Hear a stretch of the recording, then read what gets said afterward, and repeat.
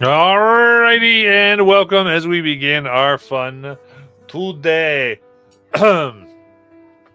As you can see, we are having two new people join our stuff, and we will see the characters come in very, very soon. And who knows? We'll see if Alora's alive in 5 minutes. As last time we left off, our brave adventurers and clan leaders were trying to get some food hunting game trails, had realized that they had come into a section where much prey near the water was lured in for these two long insectoid, enormous centipede-like creatures burst from the name of Remoraz came forward, ambush predators wrapping around Elora and swallowing her whole as they burrowed beneath the ground, getting hurt drastically, leaving one of its partners above ground, trying to see if it can't snatch a kill as well. So, roughly, I believe, Elora, you were around 60 feet below ground. And the other large creature standing about 15 feet tall is above. We're right in the middle of our initiative. So, Azariah, it is definitively your turn. Yeah, so last thing I was doing was just hovering above ground. I couldn't see any of the creatures, so I was just staying concentrated above, scoping around, knowing that I can't really affect them. I'm gonna just get up and above the air and just get a better look at the overall landscape and where the tremors are coming from, and go to some of those.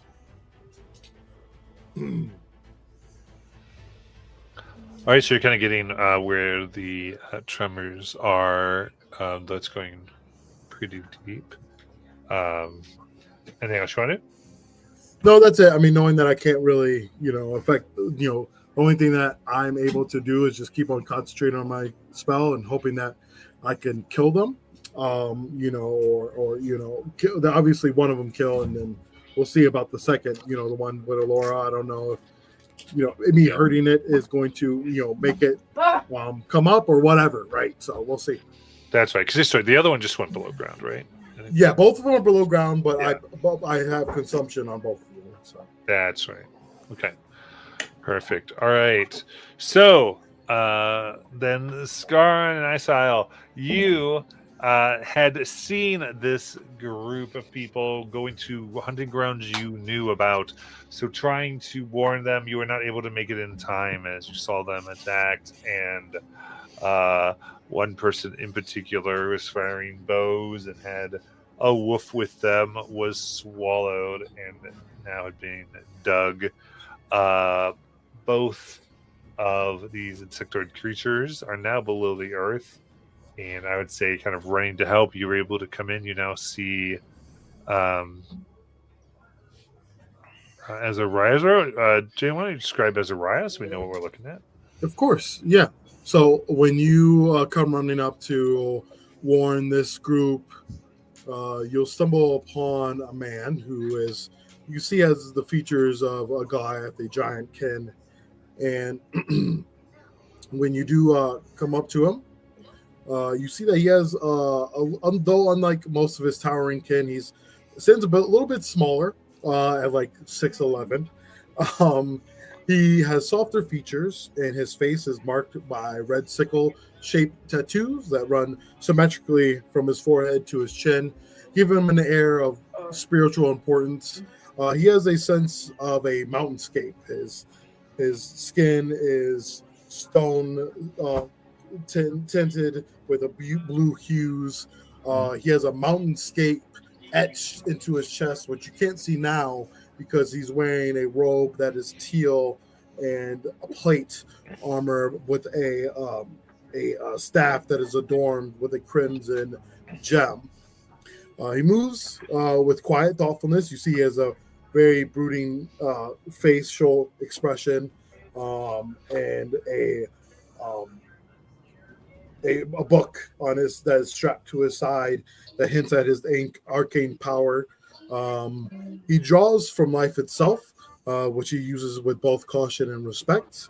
As you can see, his shore, he also has a shield that he carries that's adorned with runes and precious stones, hinting at his mastery in maybe magic and rune crafting. He has a cloak that is dark and almost sticks to himself, that maybe resembles a bat in some ways. It's scaly and furry. That's pretty much it. All right. So coming upon this, Skarn, it is your turn. What would you like to do?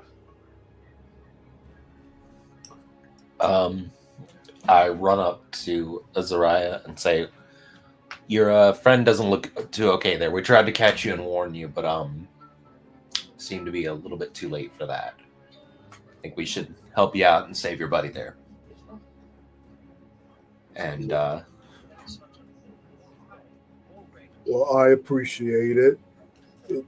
They seem like they're still in the bowels of that creature, but I don't know if they're alive or not.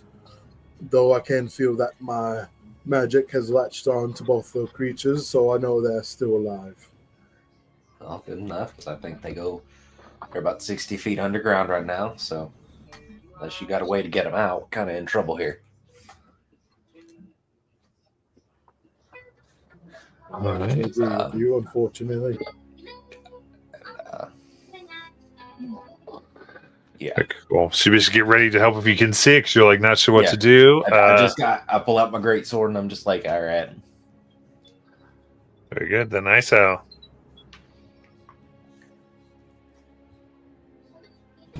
So, how far is the creature from me? It's underground right now. Yeah, so there's one about 6 feet underground. The other's only about like 5 feet underground. You did 5 just feet? kind of see them dig down, yeah. 5 feet. Can I just unarmed try to pull that thing out? So you want to kind of go down, try to stick both hands down and try to get a grip on this thing? Uh huh. Okay, I will tell you, it is huge. Yeah. Yeah. Let's do it. I will say, go ahead and give me an athletics check. Athletics check? Yeah, of course. That would be. Oof. Not good. 6. Okay, they Right get a away. dirty 20, yeah, as it rise underneath I know. your hands. Herniated your back now.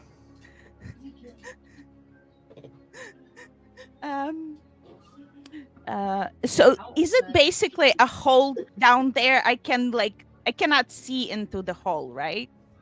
Right. You just kind of got a little bit. You thought you had a leg a little bit, but then it kind of squirmed out of your. Squirmed out. Yeah. I understand. So I will then.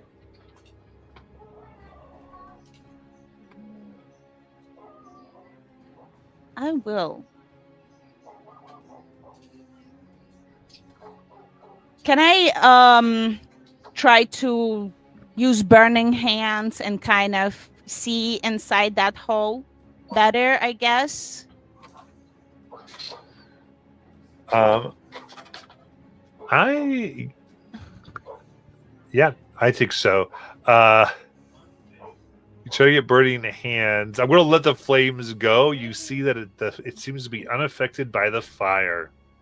Oh, okay. You need to fire damage. So I like this. You're trying to grab. That doesn't work. You just want to help these folks out as flames go and unable to do anything. That sounds like a good turn.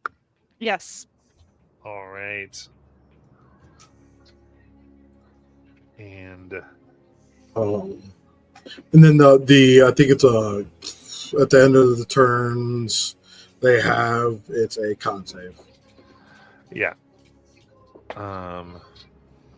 Because I was gone yet. So this is the one that you were just trying to grab. SIL. They quickly turn and try to get a bite on you. their jaws just kind of pop out for 28 to hit.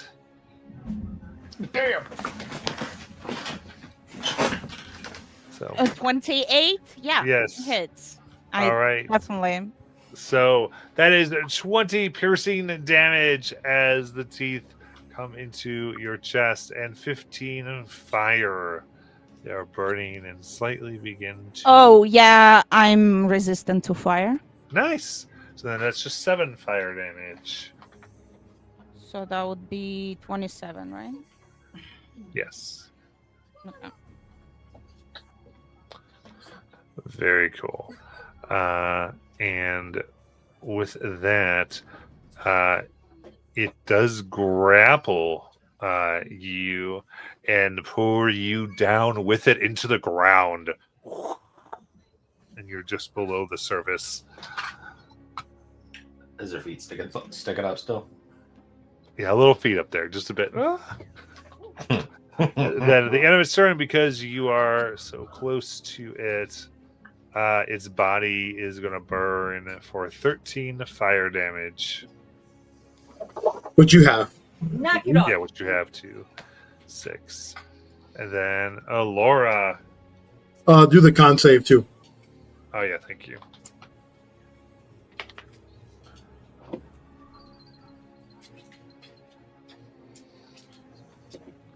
That is 23. Oh, got that one. That one's it. So it stops being consumed. The other one's still being consumed. Got it. So let's see. Laura, had you stabilized? And I believe this one, yeah, I think Laura I did stabilized. But this is the one that was hurt the most, right? The one that has I saw currently grappled. No. it's- No, the one that struck the most is on Elora. Okay. I was just So that's right. So Laura, you would have started your death saves again because you would have gotten Mhm. hurt by the aura. So go ahead and roll a death save. Let's see, it's a 1 success, 1 failure because of the acid. Nice. Eh, eh. That's what it is. I'm sorry, remember this.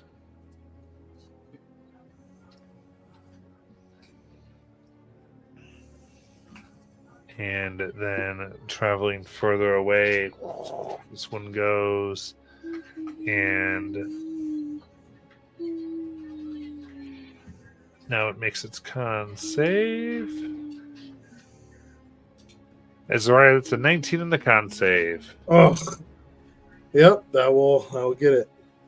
I'll beat it. They're rolling low last week. Shoot, what happened? Except not on my deck save. Ugh. Azariah, it's your turn. Okay, so this thing is just below the surface. This is when you wish that you had a lot of the cool stone moving spells. I am going to.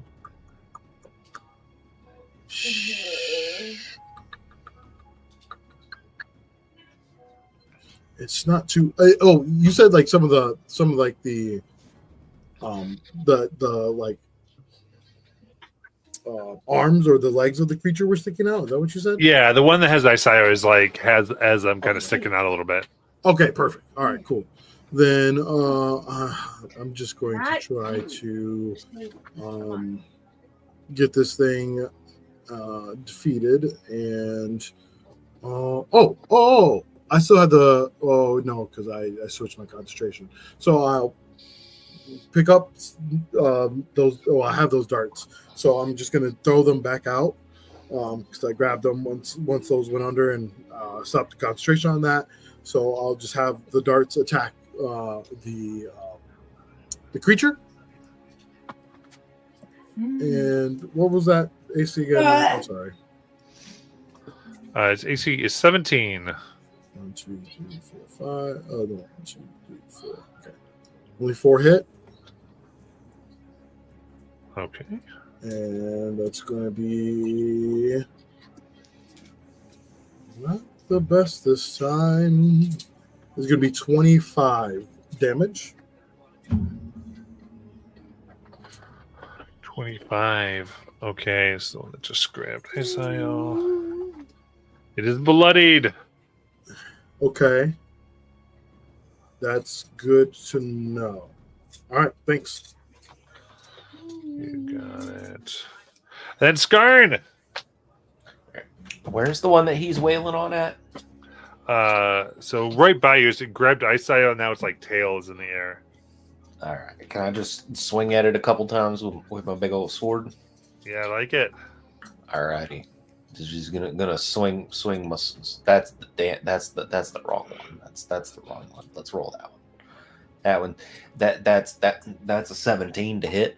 Heck yes. Gets them right there. Yeehaw! All right, that'll do. All right, that's at least some damage. That's 11 damage on the first swing, and then for the second swing, it'll be a 20 to hit, Yes. and then 15 total damage.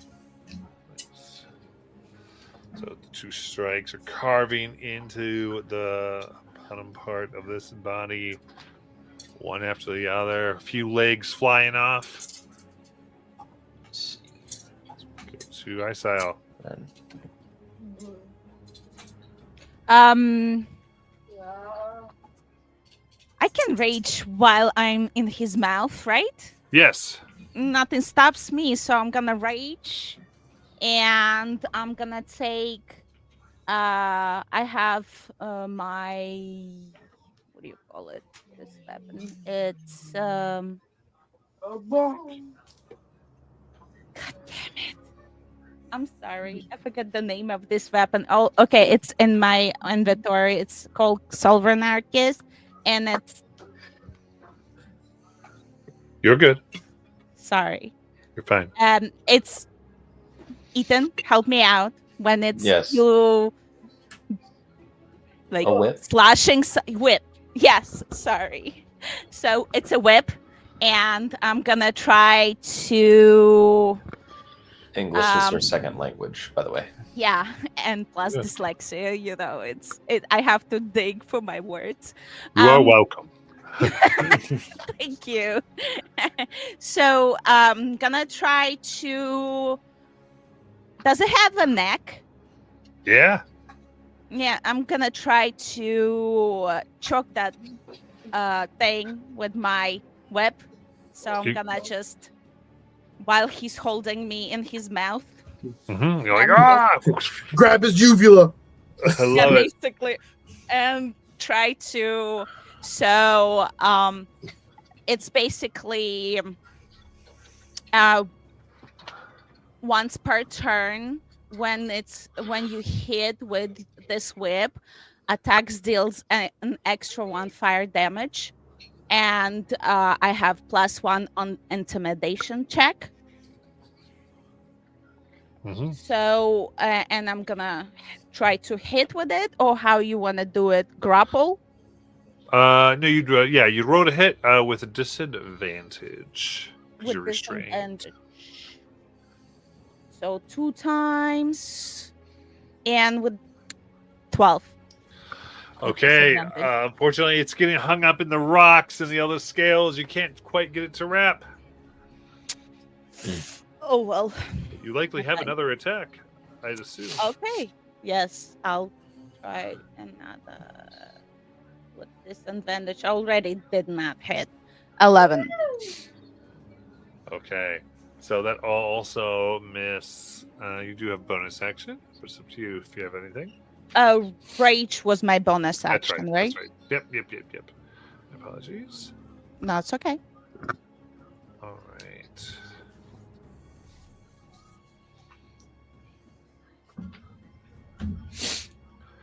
All right, now this one's going to go ahead and try to take another nice bite out of Isael for a total of 27 to hit.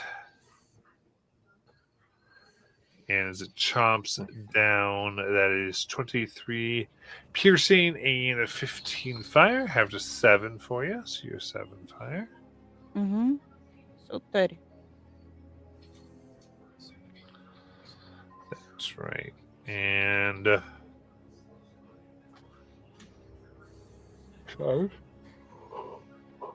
Oh my goodness. What was I going to say there? Yeah, it begins to try to get further away, which would provoke an op from Skarn. Alrighty. Let's see. Just do a basic opportunity attack with my big old great sword. 21 to hit. That hits. And we did a whole 10 damage. That works.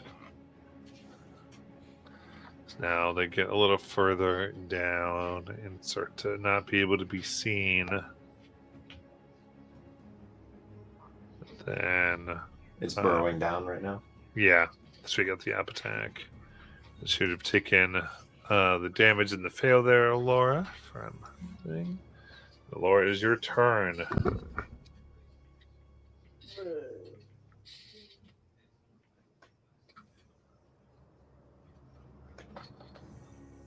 All right. Oh, we're struggling in the deep. Not Nala. She's not here today. It will go to this one.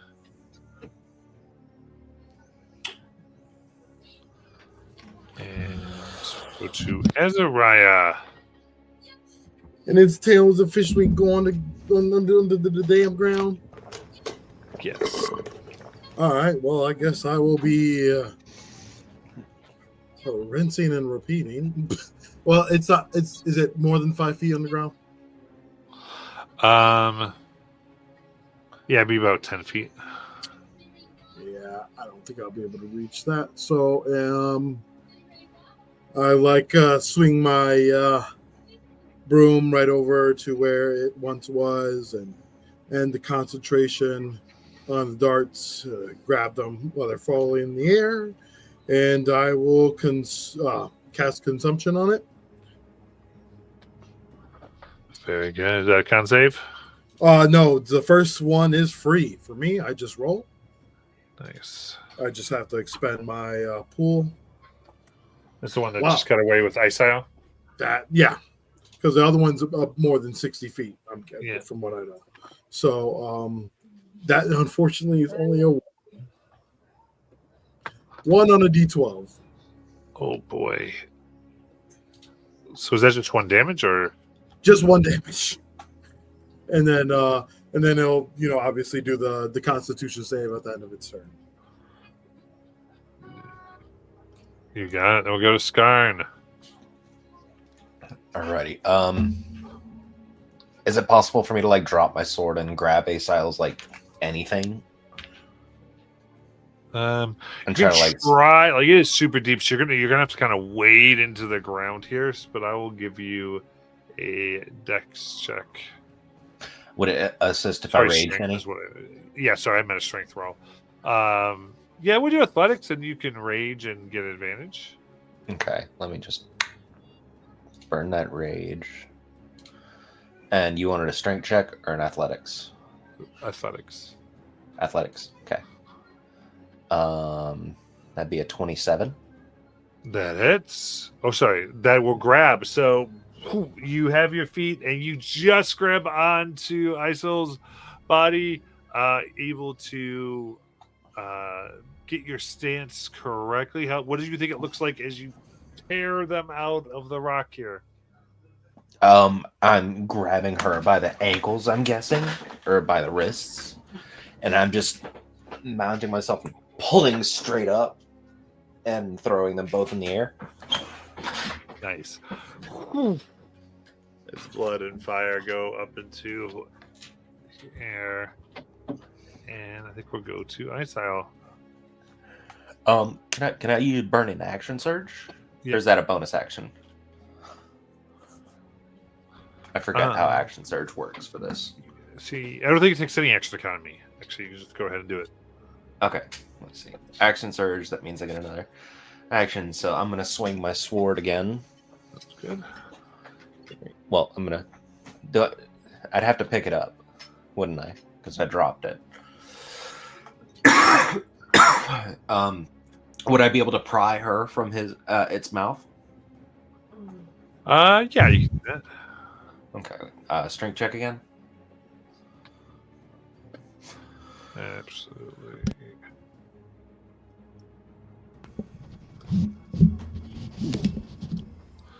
There we go for 15. Go 15. I rolled a 15 on the dot, so 24 total. Very nice.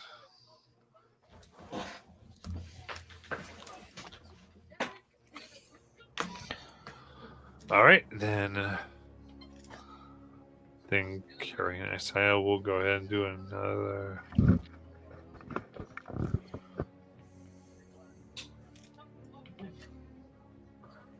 All right, so that will be a hit for 25 and then a 16. I'm sorry, as it comes back up and it goes for Skarn. Okay. So what's your AC? My AC is 20. Nice. So let's get the 1. So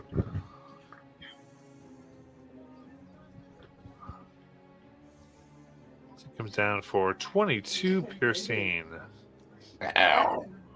and that's 17 halved. fire. And is fire halved with rage? Yeah, no, I don't think yours is. Okay, so it's 26. So. Well, the slashing is half no because you're raging. I think it's just the Yeah. fire damage that you don't half. Right. Yeah. Right.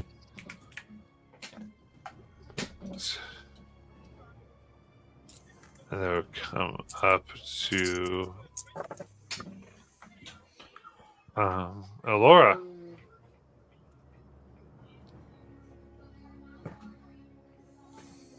It was me, no? I'm sorry, yes. I apologize. You got a little confused. That's Go okay. ahead, Isaiah. So I'm gonna take my great axe and I'm gonna swing at it and try to hit it real hard on his head. Let's go. That would be 27. That hits. Okay, so that would be 12, and because I have Divine Fury, it will be 1d6 plus 3, I believe. 1d6. Oh. That's plus 6. So 12 plus 6, 18. And plus 3. Very nice. How do you want to kill it? She takes her great axe and she swings and she hits it right in the middle of his forehead and just splits it into. All right. And it wiggles and finally stills. And now the ground is very still indeed.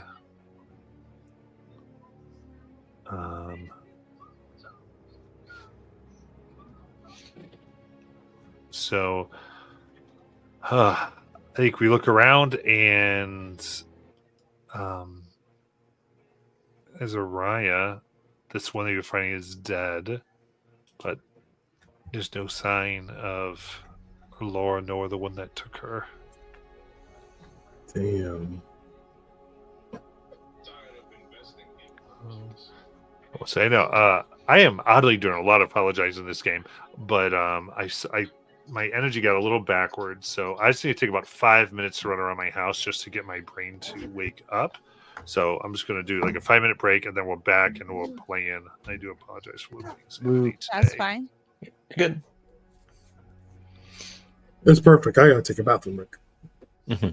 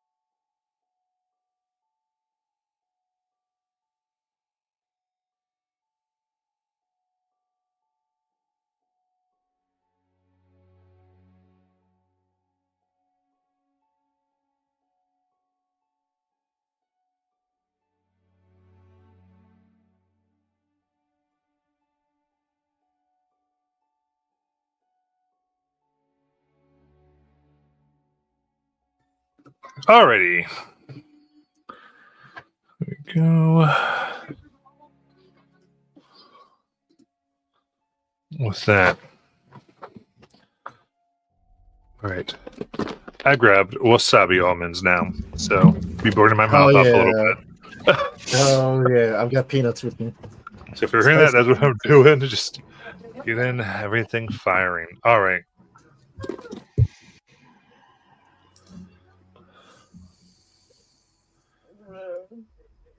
So the ground now settles for a moment. You have this just stillness.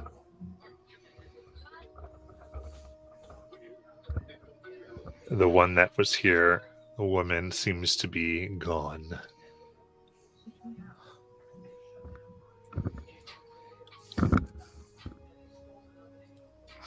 What would you like to do, Azariah and crew? I'm gonna check on Asile. I'm going to grab her shoulders, pick her up, stand her up straight, dust her off, make sure there's like nothing wrong, and then pat her on the head. Except half of chunk missing from her chest. Nothing wrong. Yeah, big piece of meat is burned. It's like I just like just lightly pat that. Like you'll be fine. You're gonna be fine. That'll heal right over.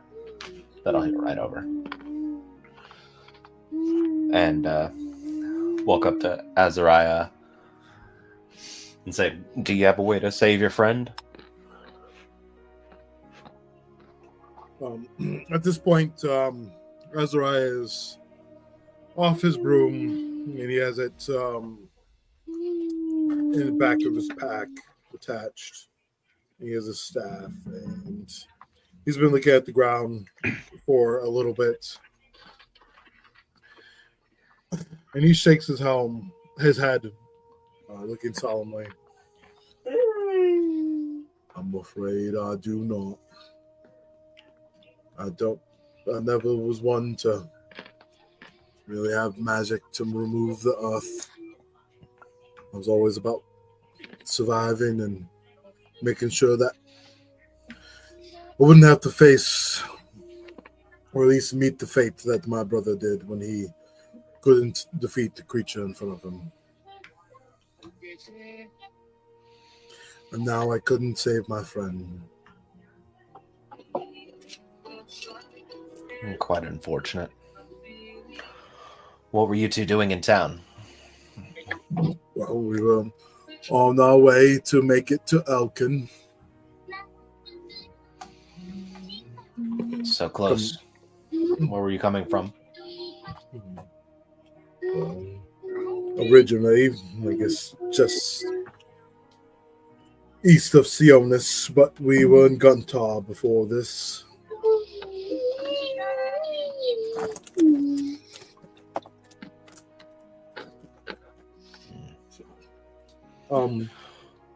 I start to find some worthy stones that are laid out across, and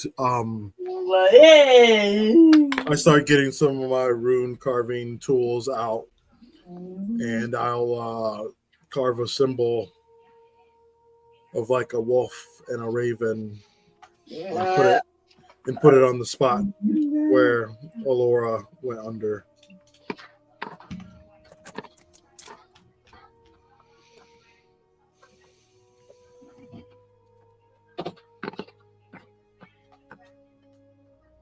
And then, not knowing if they are stable or not, even if they are stable, they wouldn't be able to reply, but maybe they could hear me. Oh shoot, no, I couldn't do that. Never mind. Yeah. So, I have a question. Can I ask?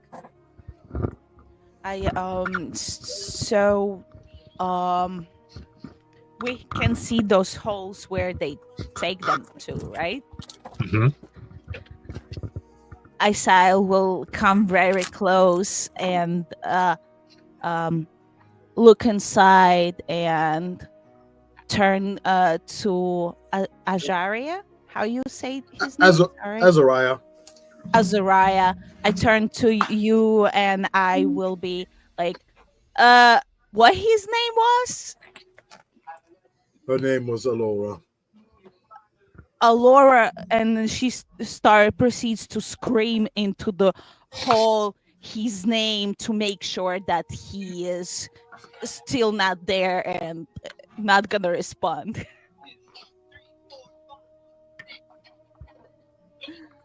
Okay, so Alex, what do you think comes of this? I have no idea.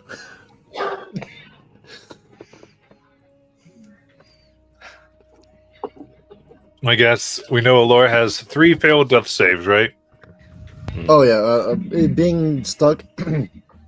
Straight. Sorry. Hang on. Sorry, peanuts. Seeing with the amount of time that she's been stuck down there, it's probably 100% chance. Even if she was somehow still alive, it would be unlikely that she'd be able to do anything about it. Yeah, so I guess we'll give you in what ways does Alora depart here? Well, seeing as how she met her end, it probably wouldn't be pleasant. Seeing as the creature has acidic, stomach acid would probably just dissolve her body. Okay. But the unfortunate thing is that Maple would probably know it as well, and as a result would probably flee into the nearby forest. All right. So in that case, there is no sound. I think you can see there are a few ravens that land on a nearby tree that just sort of call sadly before they fly away until Maple the wolf, who had been fighting alongside, gives a mournful howl before they retreat.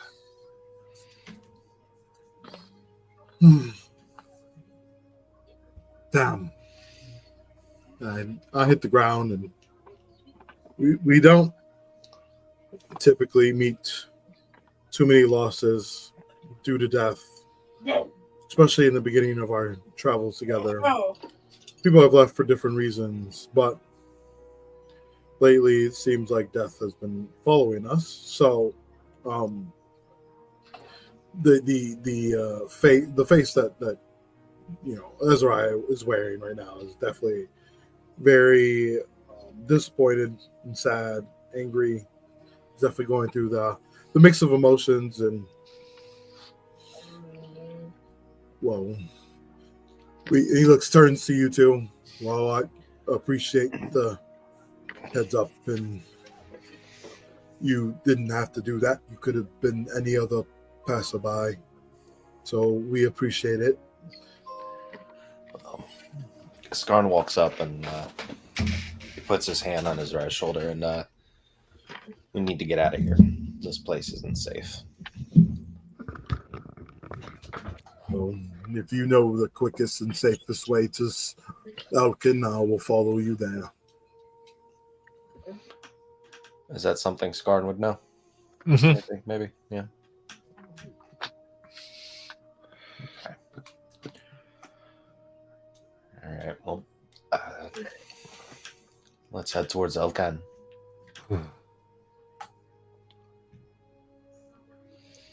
All right. Get ourselves patched up. Very. So you begin. I look like I haven't had a cut on me. I look so good. It's almost crazy. I have temporary hit points right now. But Isael take her hand, make it burning hands, put it on top of her scars, and just burn it out. And she's gonna heal I believe she have. I put cleric in it, so kind of like heal a little bit. Okay. I don't have filled in the whole sheet yet, so Okay. imagine that happened a little bit. The fires burn bright, and you can't see this as you'd be a fire genasi person. Burn in.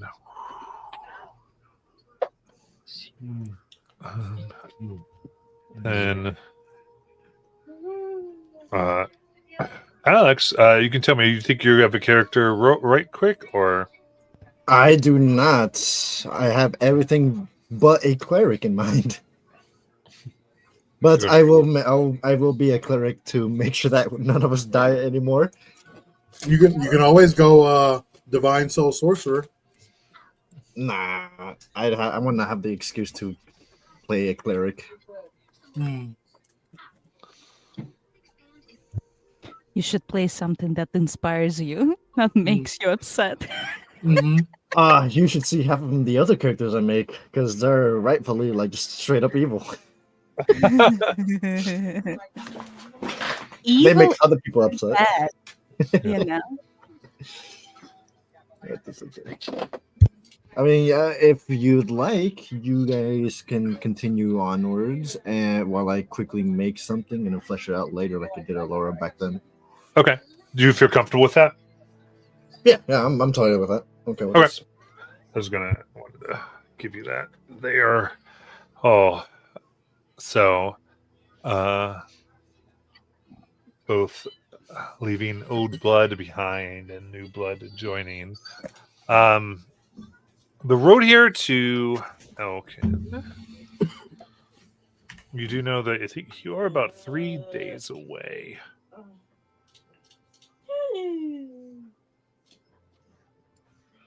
And say, map up for a second. So, from this hunting ground, Skarn and Isaiah, you've traveled. Oops. That's the map I want. A bit enough to know is somewhat treacherous on the road, and right now their food supplies are low. And so actually you're more like a week away. Well, no, I was right, 3 or 4 days. There's a traveling of the river, which is a good 2-mile bridge with various things that could be happening, and then the roads itself. And if you look at the map, past the river, once you get to that crossroads before Elkin, that's when you know you get past the worst of the dangers as far as the stuff from the land. Before that, it's still very wild. That's 27 Medicare. To talk to a trusted advisor today. So, if there's any, kind of give a chance to RP any moments as you get closer through the roads to the bridge. Azariah, what was your friend like? Well, Laura didn't start her journey with us in where we are from originally in Skullfell, but when we met Darwin, it was quite easy to introduce her to the clan and our ways, and they loved Maple and animals and nature, and they definitely believed I would like to think that they mostly saw more good in people than I did. But What is Maple? Maple was the wolf you saw and heard howl and run away into the forest. It was This is out of character. You can like explain to me actually. yeah. No, Maple was their Just- their like Yep. Beastmaster wolf. Okay, so Maple's gone. Yeah, Maple ran Alright. into the forest. All right, gone.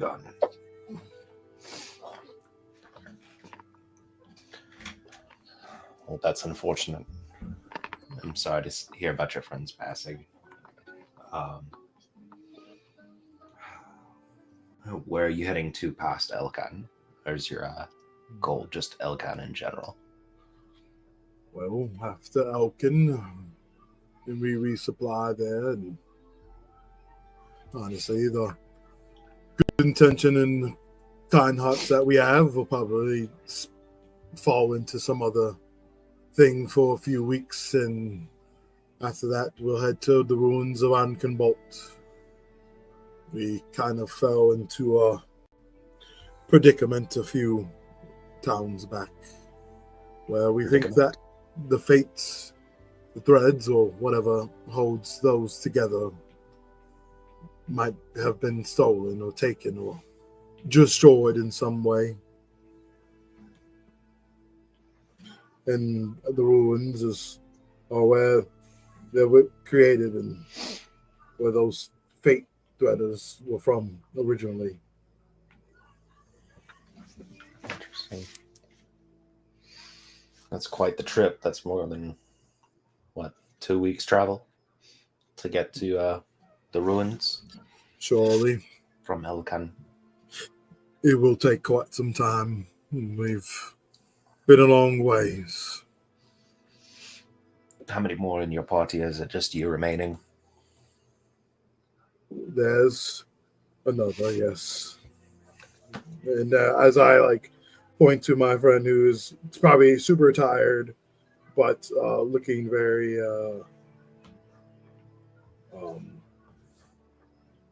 ready for life, would be Nala, the barbarian.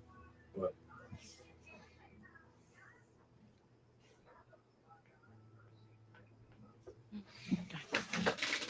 Asa? Hmm? Anything? Oh, yeah, I was about you ask us about where we're from. yes, so I was actually Oh. going to get there. You both fight quite particularly ferociously. You were impressive when you pulled that damn thing and her out of the ground. And creatures as such deserve no mercy. You'd have to agree. Yes, Karn is very impressive, huh? It was impressive indeed. Now, Um, where are you from? hold on, I have written this down. We are from, well, I am from Sandalus. It's a blessed sun ground, you can say, correct, Ooh, GM? Yeah, so It's all the way on the eastern shore, okay, just south of Vasselheim. gotcha. yeah, I'm from there. Been traveling for a while, met Skarn here. He's been a good sport for me. I saved him a little bit, catch him up, and we just traveling since there, and we're trying to become something inspiring, something great in this world and change it to the better. Well, I'm from the I mean, Go East if, Hilden. yeah. Go ahead. no, Yeah, what did you say? Sorry, you're from where? I'm from the Ithilden Forests. Just a small group of orcs. None of them remain. So Isael found me, and I owe my life to her. Well, it seems like you've both traveled some ways. I've never been to the Eastern Shore, but I'm sure it's quite nice. And you both seem to have kind hearts. And if you want to change the world, I think saving fate is something that you would maybe be interested in helping with. Yes, it sounds. And she turns to Skarn. What do you think? We're heading in the same direction for now. That works for me. And it's always safer in larger groups, especially considering recent events. I don't, it was actually the first time I've used this broom. I've had it for almost a month. That's a beautiful creation. Never saw anything like it. Unfortunately, was the difference between being swallowed and not being swallowed.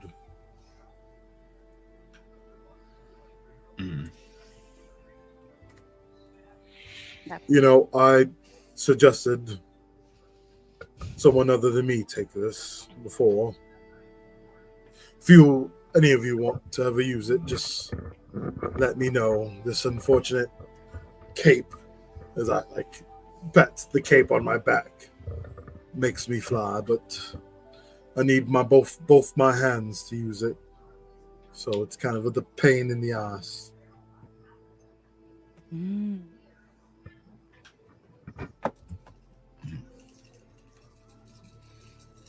Is Skarn afraid of heights? My apologies.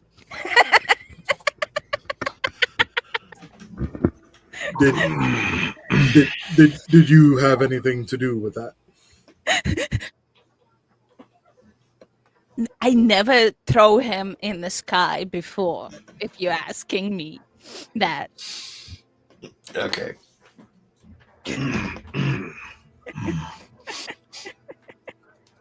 I just ripped you out of the ground there. Was not throwing you in the air. Isael will run up to Skarn and just try to grab him and throw him in the sky and show to him how she usually does it.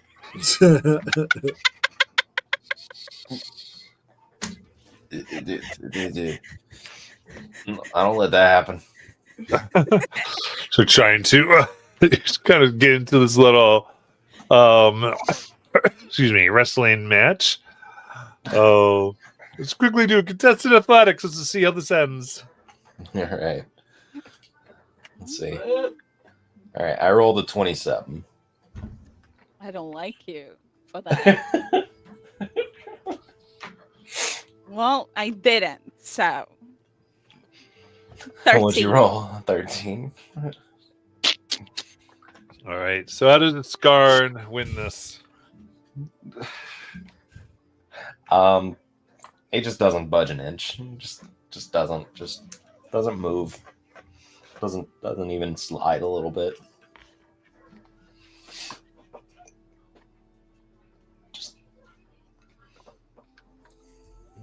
Isael just standing there and trying to pick him up, and you look and you see the struggle in her face that he's a little bit heavier than she intended this time, especially with her injury. Listen. I'm injured, all right? Look. Soon as I get healed, I'll show you, all right? Well, I'll be looking forward to it. And I chuckle and it does seem like you two work well together. And even though you said you met saving him, he does have no problem making sure that you're saved as well.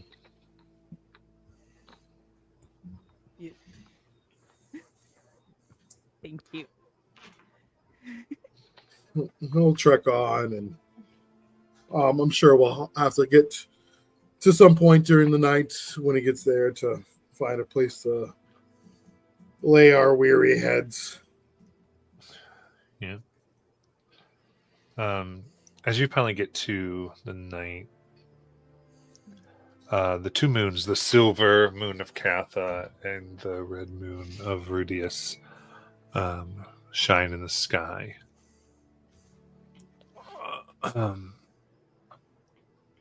Today, it seems Catha is a little dimmer, and Rudius is large.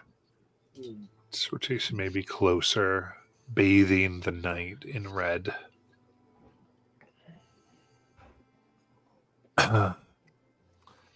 Sitting as you all make your camp, you can see maybe 400, 500 feet a pack or herd, really, of 15 to 25 elk making their way. Their elk here are huge, enormous, and the tips of their horns seem to glisten as if catching the red light of Rudius, bathing each of them in a soft glow just so you can see a nice outline of their frames.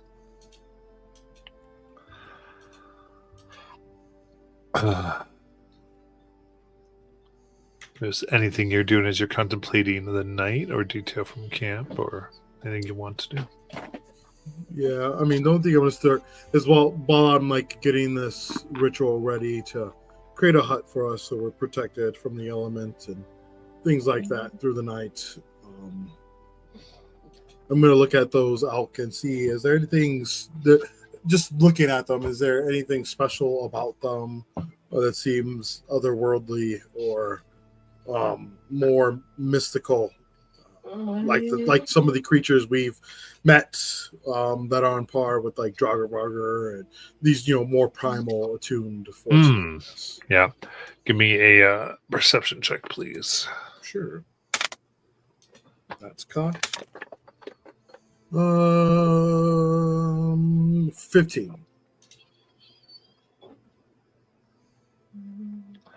The other most you can see is that they don't seem to be the spiritual beings that you've seen, though for whatever reason there's something in their horns that seems to almost absorb or react to the bloodlight of Rudius.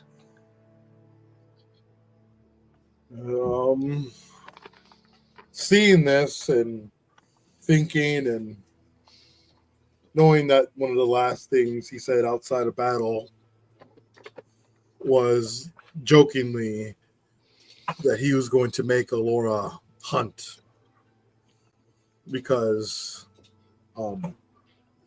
he didn't like to hunt because it reminds him of being with his brothers and father, and he was never as good a hunter as them. That's why he stayed on the farm with his sister and mother and grandmother, and I think it's one last thing he will do for himself, and maybe for her is to go on a hunt, and knowing that they don't have much food, maybe, and don't want to go starving for the next 2 days. You look at Asylum and Scar, and do you want to hunt the biggest elk with me? One of those out there will use every part of its body. Yes.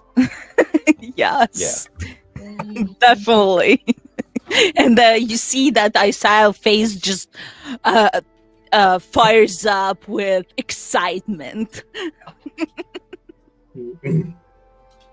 Okay, well, I'll say a few words, honoring Alora and their love for nature and hunt, and how they would, they place so much value in nature and respect over being in the city and towns, and so I will go on this hunt in respect to them, going against what I'm usually comfortable with, and hoping to use this animal's, not only its meat, but maybe, using one whatever else we can get from it to, empower us so that we can protect our friends and family and clan in the future, because this never feels good. So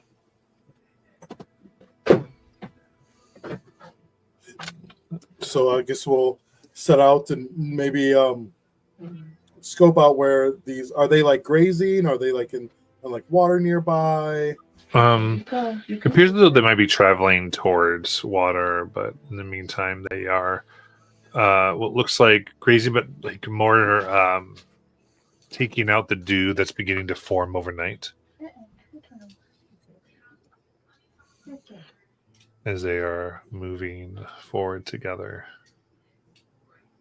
All right. So I think I'll like halt my ritual since they're on the move, and see if we can quietly follow them. I think the plan is, to get the biggest one with the, the biggest rack, I guess, and antlers, and we'll try to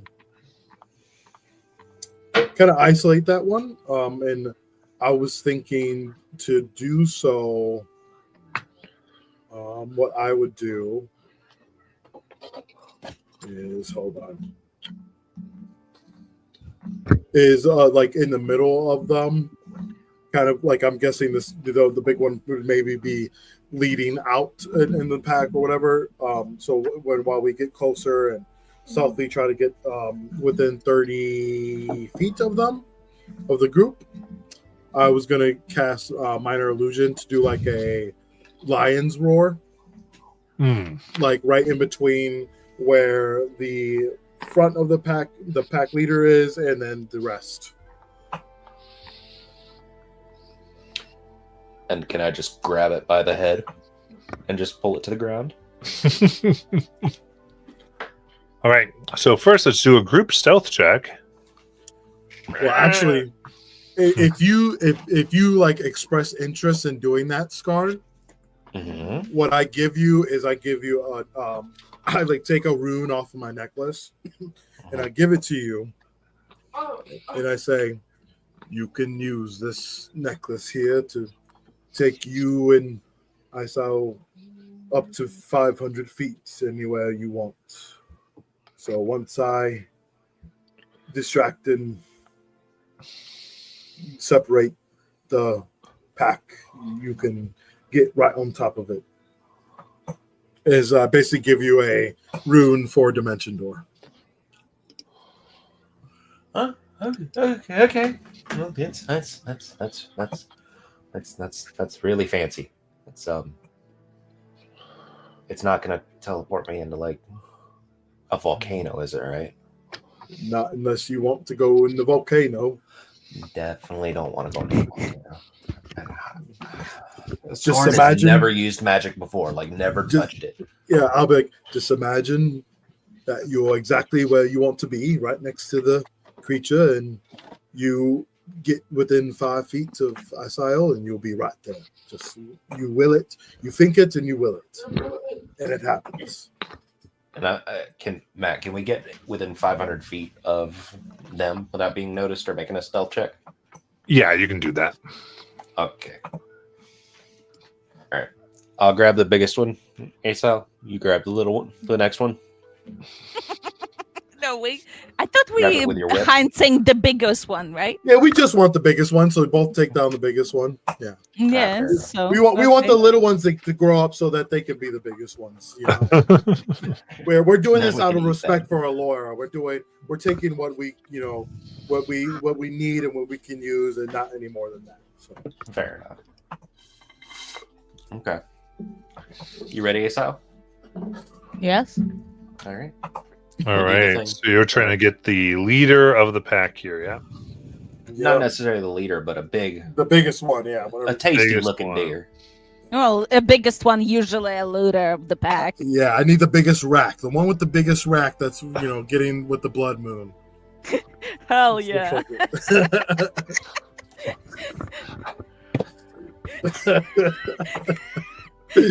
All right. So with that, you guys can spell the two of you appear. and you see it is indeed quite large. And in fact, the things reflecting off of the moon here seem to be almost like metal that's embedded into the horns, making them extra sharp. Oh. And this thing kind of turns, and biggest thing on its mind seems to be protecting as the roar happens. I think from Azariah and the rest of the pack begins to scatter. Go ahead and give me Initiative. The second I see that, instead of doing the horns, I'll just pull out my sword. But I'll drop some initiative real quick. Let's not roll a 4 again. That's a 9, 2 times in a row for initiative. coincidentally. You got what you That's- asked for. That's dirty 20. Nice. Skarn, you can take out your weapon as part of an attack. As part of an attack. Okay. So you don't have to like be too worried. And even if you couldn't, like, I usually prioritize flow over any of that, so you don't have to be too worried. Like, no, I didn't say the weapon. I'm not going to like ding you. I'm going to go cool because it's more interesting anyway. I love it. The only reason we really get into that is like this one I just did, I think the other day, because people were doing things with doors. You can only interact with a door once a turn, so you can only open or close it. So that was really funny. We were doing with that action economy. So I'll only do it when it's really fun and interesting. God. Okay. Not when it's annoying. Fair enough. Because the door combat was like almost like a puzzle to do it correctly. At any rate, with that, you see it looming, and I side with the 20. You get to go first. So I'm gonna look into the eyes of that elk, and I will just try to take my whip, and I take it out and try to like lasso it with that thing, so I can grapple it and hold it. And I take my what is it? Flame. I forgot the name of it. So sorry. Produce flame, and I take my another hand, and I take by the whip, and the whip gets inflamed. Hopefully, let's see if it happens. What do you want me to attack or grapple?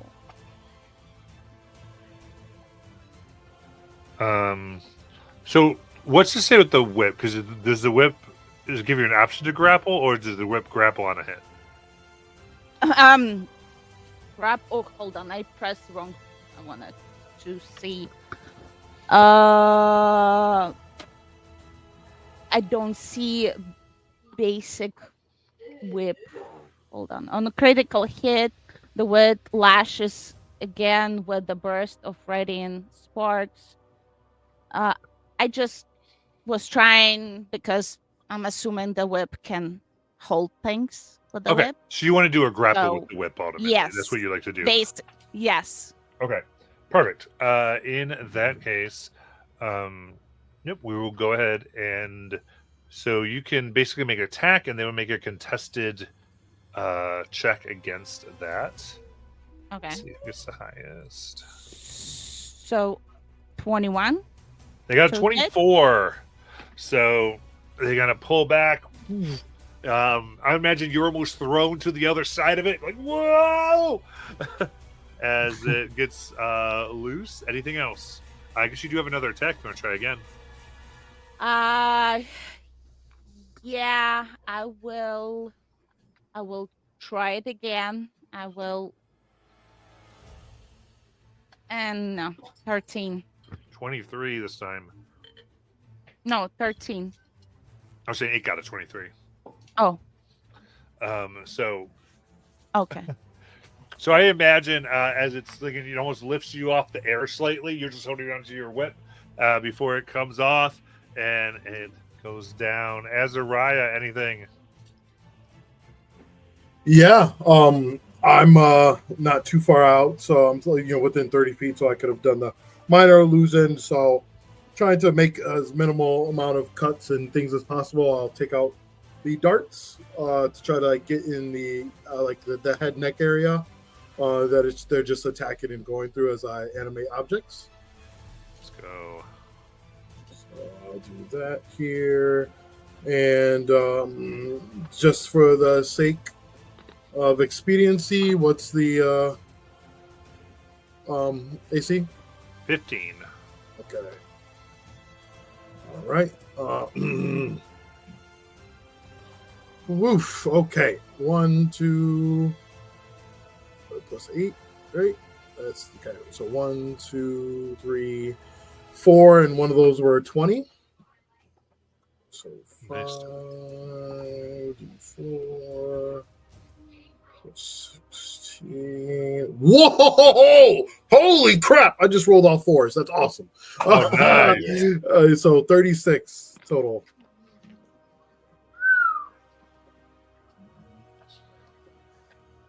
That was cool. Yeah, very nice. Very, very nice. Yeah, very good. And that is all. Got it. So what objects did you use? I'm just using the darts that one of our old compatriots had made for us. Nice. These darts begin to fly around. And we'll go to Skarn. I'm going to pull out my greatsword, and I'm going to try to take out its legs. And, a 21 to hit. Yes. Let's see, 12 damage. And then second hit. 26 to hit. That does hit. And then another 12 damage. Very nice. So holding together as the legs are cut and slightly bleeding. And with its turn, it's going to swing now its antlers really towards Skarn. Because you had cut the deep, it just tries to bonk you hard with. Ooh, only a 10. 10 does not hit. Easily able to duck underneath as we go back up to Isao. You're muted, baby. My apologies. Okay, so I'm gonna take my. First, I'm gonna rage again. This time, and I will attack with my great sword. I swing it and try to cut him on his neck, I guess, or anywhere. All right. 26. That hits. Okay, so that will be 13. And the second attack, 8.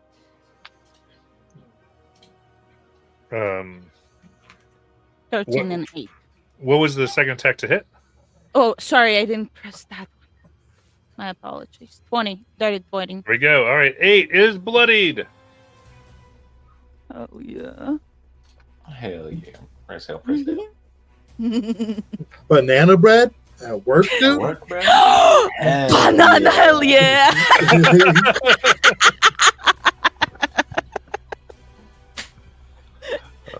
Amazing. As we go to Azariah.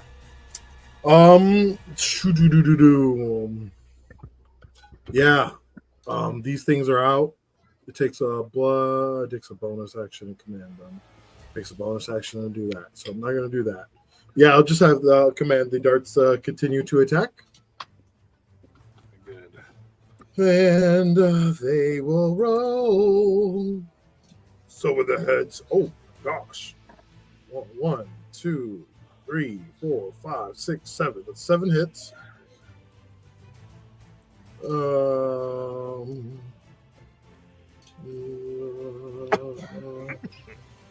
So that is going to be plus 28.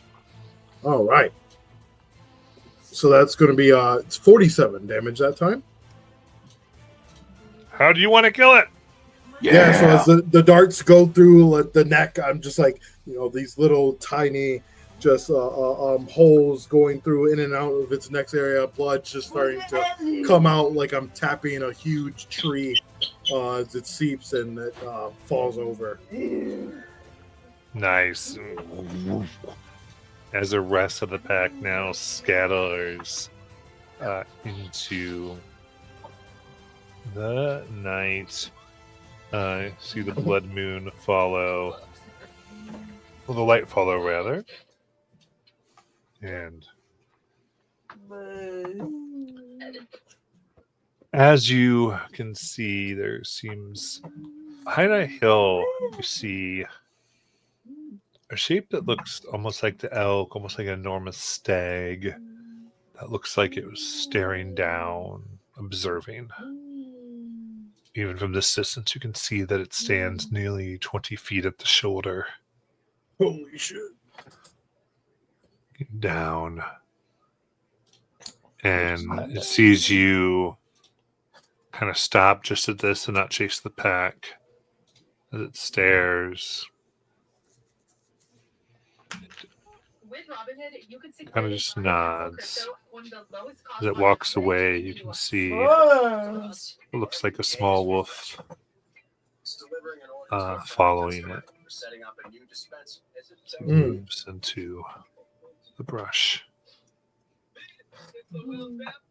Did you guys see that? I think that was one of the primal spiritual forces around here.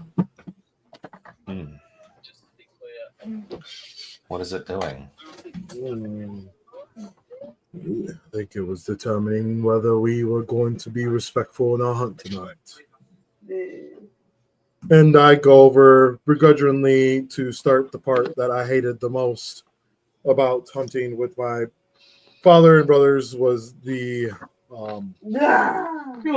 skinning and taking out everything and putting it apart as I try to work my knife around and move it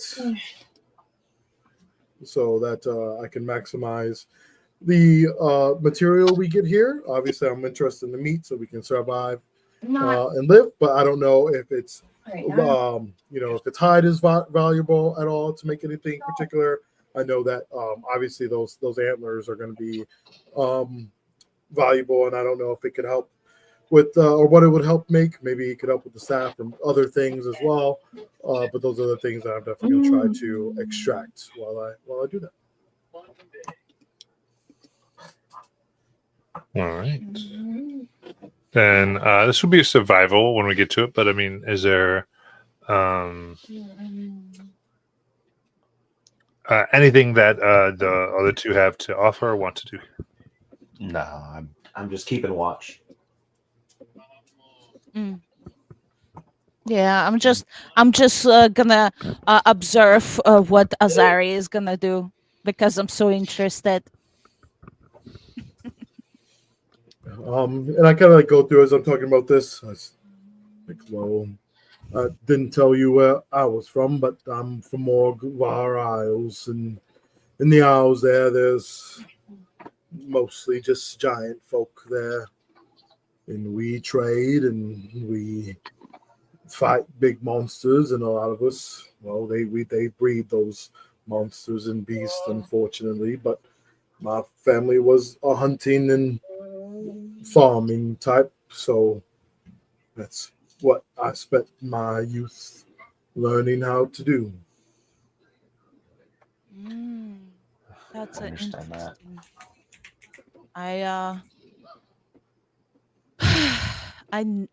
I always wanted to, work with animals and stuff like that, and I always wanted to like get more about the nature. And throughout my life, I definitely learned a lot about survival because I've been kind of hiding here and there, everywhere, for my own reasons, Well, I definitely understand that. At the end of the day, we all need to protect all peace. And sometimes solitude and not staying in one place for too long will do that. Yeah, I'm kind of orphan, so classic in D&D. Oh no, the orphans. Well, Well, kind of. I mean, you got to think about it. In a world of magic, where most of the people are, if the magic people slap them, they're dead. Yeah, I mean, I can see a few orphans happen. That's what happens in the magic world. Yes. It's fine. We're fine. Well, I'm sorry to hear Everything's that. fine. Don't worry about it. Don't worry about Everything- anything. Everything is on fire. I think that's how you would probably prefer it. I mean, yeah, I like fire. Fire is my friend, so I'm actually quite accustomed to the cold. And as I take this, I'm doing this, I'm trying to do this comfortably. So I do take take off my plate, and so I'm in just my robes now, and you can see the mountainscape that I have on my chest a little bit, peeking through in the collarbone area. It almost looks like the cold trigger on a Coors Light can. And it looks like maybe it might faintly glow or not, but it is definitely how when you're cold, you get somewhere warm, it starts to how your skin starts to steam up a little bit, it gets warm, that kind of it gives off that hint of vapor or whatever, smoke. So you can see it kind of does that, as if it might be interacting with the environment around us. And I point to it and I say, if you befriend creatures like that one stag we saw off in the distance, you're able to make a pack of some sort, and they will lend you some of their power. This, as I point to it, is from Ishval. Ishval is the embodiment of glaciers, I guess you could say. Mm. And the mountains. Mountains of Ishval. Sounds familiar, isn't it? Does it ring anything in my brain, GM? Yeah, you're aware of those mountains.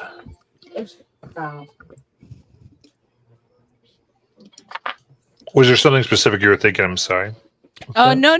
I'm just I said yeah, it sounds familiar. It's definitely gets in my brain, and I just wanted to give him some sort of fun fact that I know Okay. about it.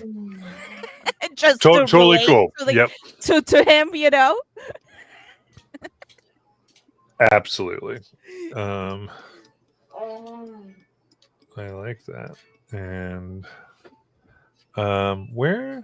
I'm trying to find the Ishvar Mountains right now in my brain. The Ifshals was the one that the embodiment of glaciers and stuff like that. Oh, Oh, not the sure. mountains. Ishvar. Yeah. Yeah. Okay. Gotcha.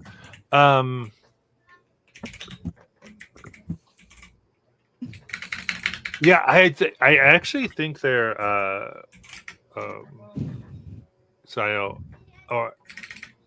this is probably the first time you're hearing of these, I think, from where you came from. There's a Mhm. spirits, because you're from the side of the mountains, you're from, the spirits aren't as active. Mm-hmm. So you're kind of learning of the spirit, because this seems to be a spiritual entity called Ishvial. Okay. So I will turn to him, and I was like, I thought it's familiar, but I guess I don't really heard of it. A lot of things here, especially those of the primal nature and attuned to the old, have very strong names and fjalls and heims and things like that. That's all from the old country. Mm. The way that, where before they used to worship the gods, when they worship the earth and the forest and the animals around them. Wow. That sounds interesting. I'm under the impression that both can live peacefully, but many others don't think that that is possible. Well, peaceful, it doesn't mean always a good thing. You know, sometimes oh, what happened? Ethan disappeared. I'm good. I'm just Okay. had to turn on my camera for a second. Okay. I lost my thought. I'm sorry. You were saying that like peace isn't always like good. Per se. I said, yeah, peace is not always good. It's the truth that you trying to uncover that is the most important. I guess that's how I view the world for myself. The truth and the always being truthful to yourself and to others, it's definitely helped. I do think that is important. And while I have seen these entities with my own eyes, I've also seen evidence of the gods as well. And both these things seem true to me. And I think people should have the ability to worship what they see fit for themselves. I mean, I can always argue with you because I was stolen by cultists and you know and they not necessarily was a good people. I kind of killed them. Well, seems like they deserve it. No one should be kidnapping people, especially for nefarious religious or spiritual means guised under cults. That's unfortunate. Sorry. Indeed. So, Azariah, why don't you give me that survival check?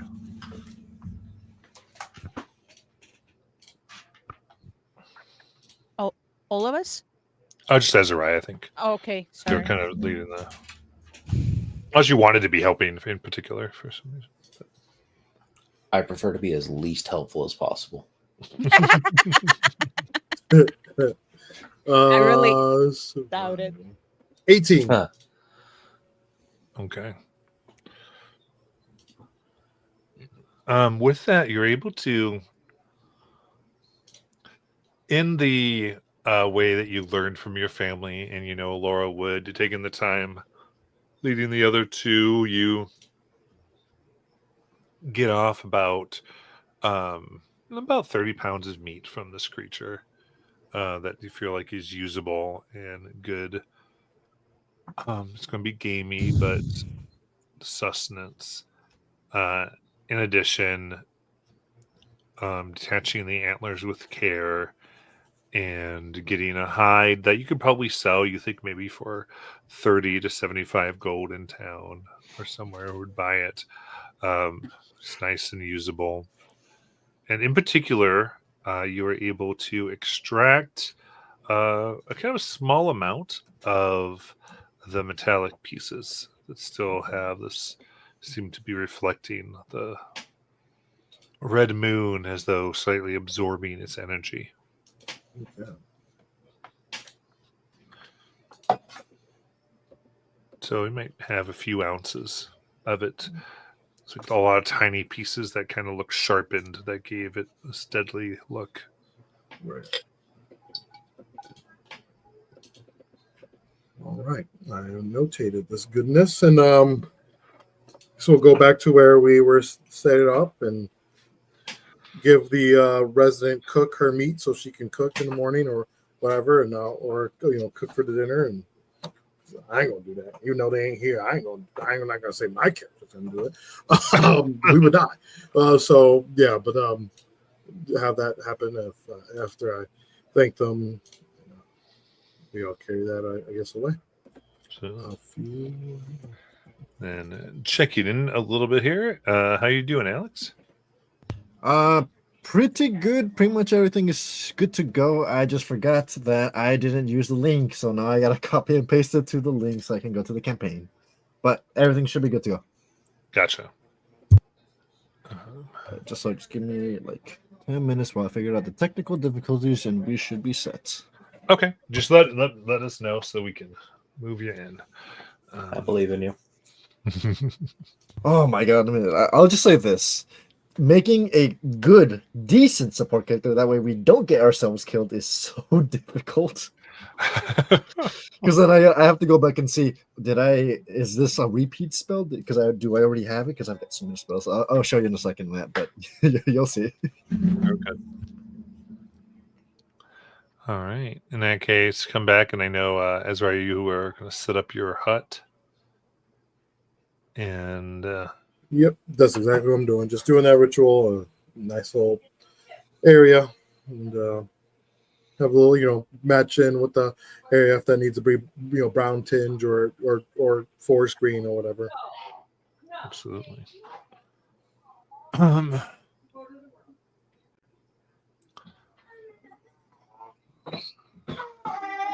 Very good. Set it up. Bedtime can get dramatic, and there's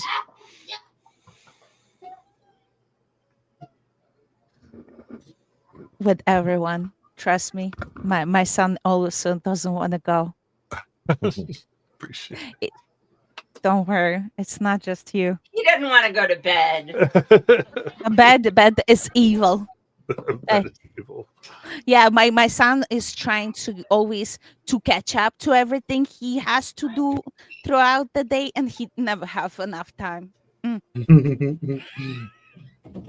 it.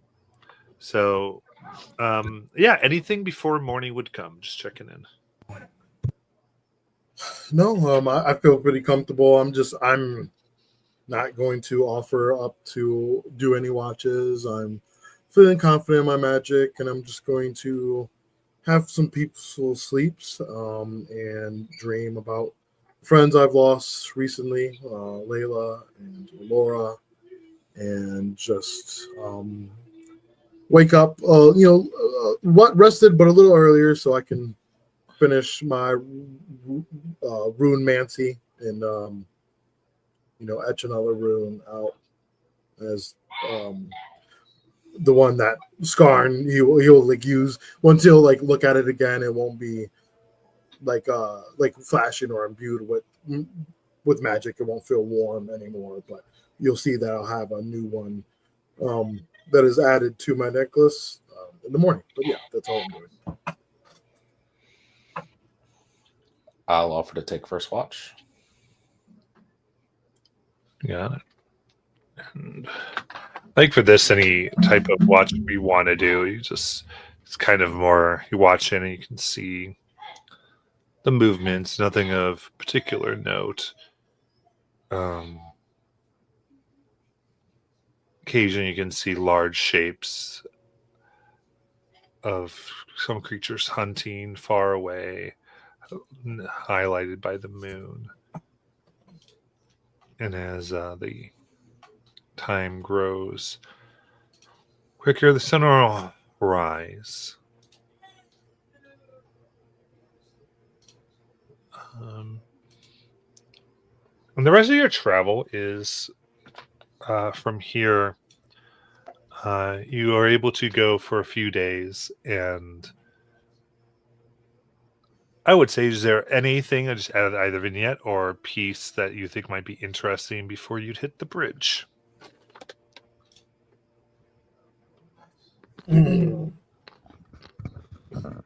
We don't encounter any more of the Marauders' fallings, right? Any more people, abandoned carts or anything on the way.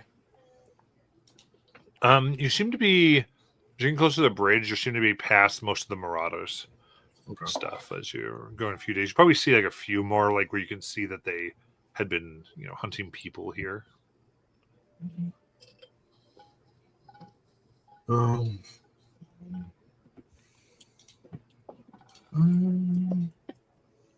She just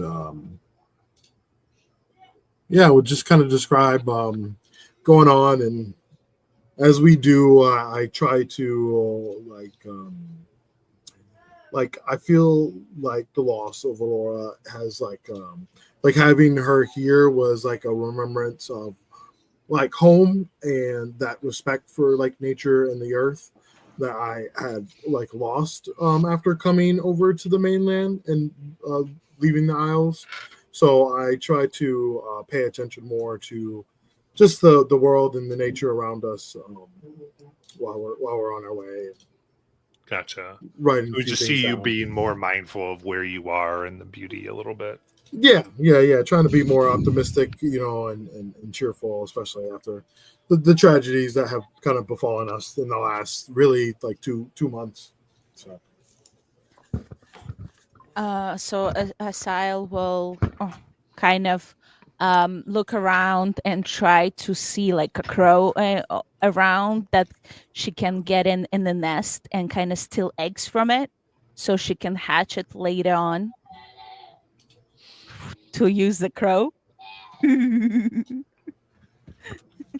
trying to find a crow to get some extra eggs from? Yes. She likes eggs. Nice. That's excellent. You can go ahead and I love it. check. You can leave now. Amazing. Go ahead and give me a survival check to get some of these eggs here. Ooh, 11. She crushed a couple. She's just that strong. Yeah. I'm sorry, hands too strong. Some of them cook in your hand as you get them and burn. Oh, no. So I turn to Skarn and I say, Skarn, look what I'm gonna do. I always want a crow. You're doing great. I take those eggs and throw at him. Nice. I don't move out of the way. They just hit. They just splatter. Yeah. They don't splatter. They cooked. You can pick up and. They burn in your hand. They're just like scrambled. Yeah. Nice. Yes. Damn. Basically. Fire genasi.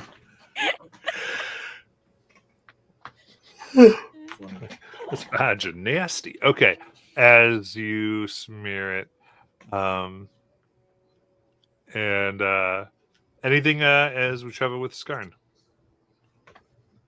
He's just keeping an eye on Asael and keeping his eyes open around us.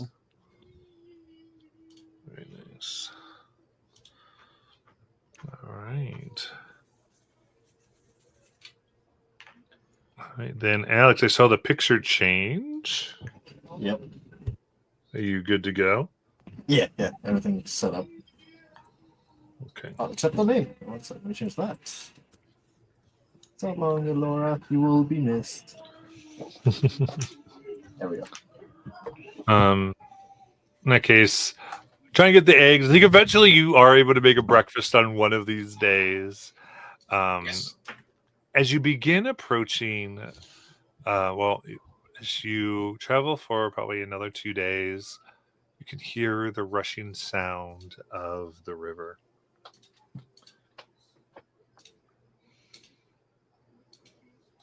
Before you can even see the waters, you can see the mists. As in this section, there are a series of cascading waterfalls that mark the river's descent through here. And this causes this mist to rise up about 100 feet. And here in the morning, the sunlight pierces through to give almost this permanent rainbow that illuminates the area.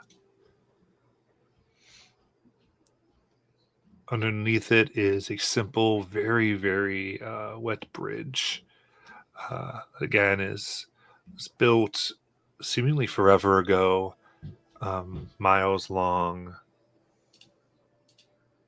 And in and about, you see what appear to be tents made of very slick animal skin, maybe some type of aquatic mammal. You're not sure.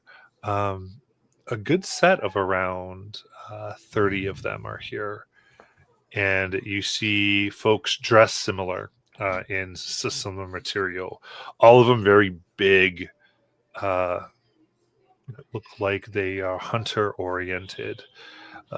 Almost everyone muscular enough where you think they could take a skull and squash it if they really wanted to. Moving back and forth. And they seem to have set a type of almost gateway or booth near the bridge. Maybe collecting a toll. It's hard to see from this distance, but you can see this spread out as you move down the road. And Alex, I'll say, how would you like us to begin to... How would you like Madeline to be here? Anything in particular? So real quick, so essentially these are just to clarify the scene, it's a bridge with like essentially toll guards there, right? Yeah, basically. Oh, okay. Then it's perfect opportunities. Then what? Let's see. So I'll go on to describe her first, and then what she's doing. So as the party approaches the bridge, they will be able to get. Hang on a sec.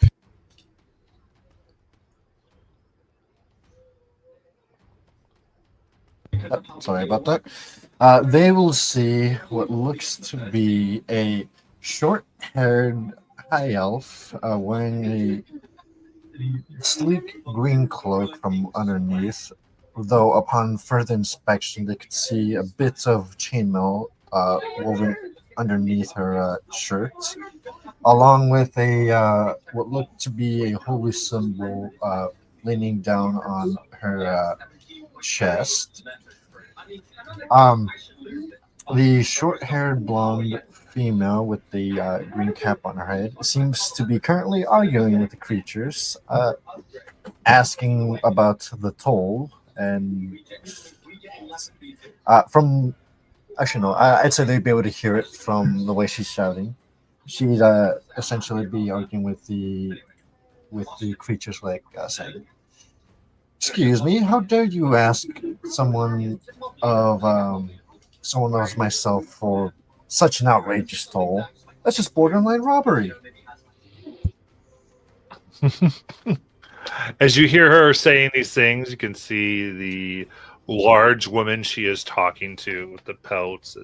She gives a smile, and she says, "Yes, but borderline is just barely legal where it should be. Do you want to cross or not?" I do, but I don't have money. I'm a religious person. I don't carry cash on me. That is unwise. Aren't you supposed to be full of that? That's a rouge superstition, all right? Most of us are actually honorable and don't take cash as bribes or donations.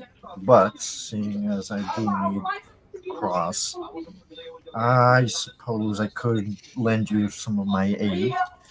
Do you perhaps need some guidance or needs some of your companions to be healed up a bit? I'm sure I could, touch up some of those wounds of yours.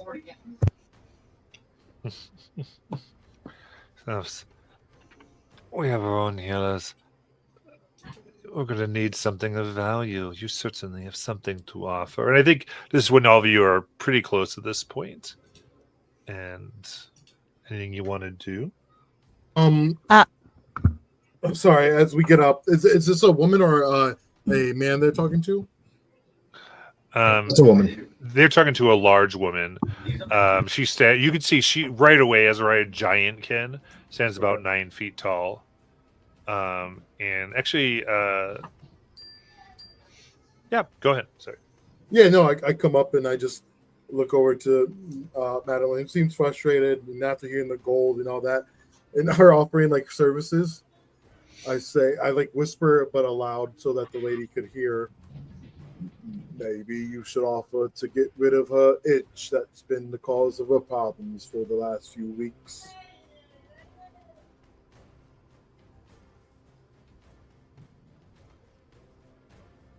She was offering services for healing, and I'm like, oh, maybe you should just cure her diseases. Also, kind of saying that she's like dirty. Like a dirty person, yeah. Oh, I got Wow. you. Oh, wow. I was like, oh my god. Because the woman seems to be kind of mean and being snotty. Kind of so like she's not liking back. that. She kind of gives a little bit of a huh. And you see a man and a woman kind of stand up, and they're each about 7-8 feet tall, a little shorter than her, as they start kind of getting closer, and you can start to feel the tension around the tribe that's here. You can see all of them seem to be giantkin, and there's probably the furthest south you've seen an actual like movement of giantkin. Right, for sure. And I'll speak in giant to them, and I say, sorry for being so flippant. Just that she was being too mean to this short stack here seemed unfair that she would have to be berated and also extorted. Let me see. Give me go ahead. No, go ahead. After you. I was just say, give me a. My goodness, sorry, a persuasion check. Sure. Oh, wow. Look at me. I got a dirty 20, 19 plus 1. E. Very nice. Very nice. Thanks. They look here and they. One kind of comes up closer to you. As they do, you can feel the hairs on your arms kind of stand up like you're charged with static electricity. Oh, okay. They give a little nod. They go, right. Well, she just needs to get something. We don't want to give too much trouble. She gets jealous sometimes. Just, what can you all pay for your toll across the bridge? I'm assuming that's why you came this way. As they kind of hold up their hand to the woman who gets a little irritated. Goes, calm your horses now. We haven't had a brawl break out here since we've gotten here. We don't need to get a reputation, but we do keep this bridge relatively safe, at least for the first half. We do appreciate what you do here. And what was she offering the lady? I said, and in comment, I look over to you, Madeline. What was she charging you?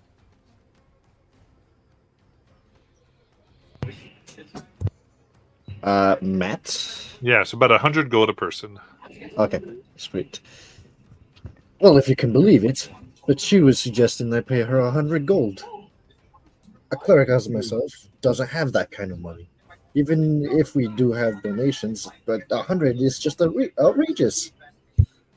And I say, we're just looking to get by to help those, of course, less fortunate and unwilling to take the trek like we are. I'm able to give you 300 for the four of us.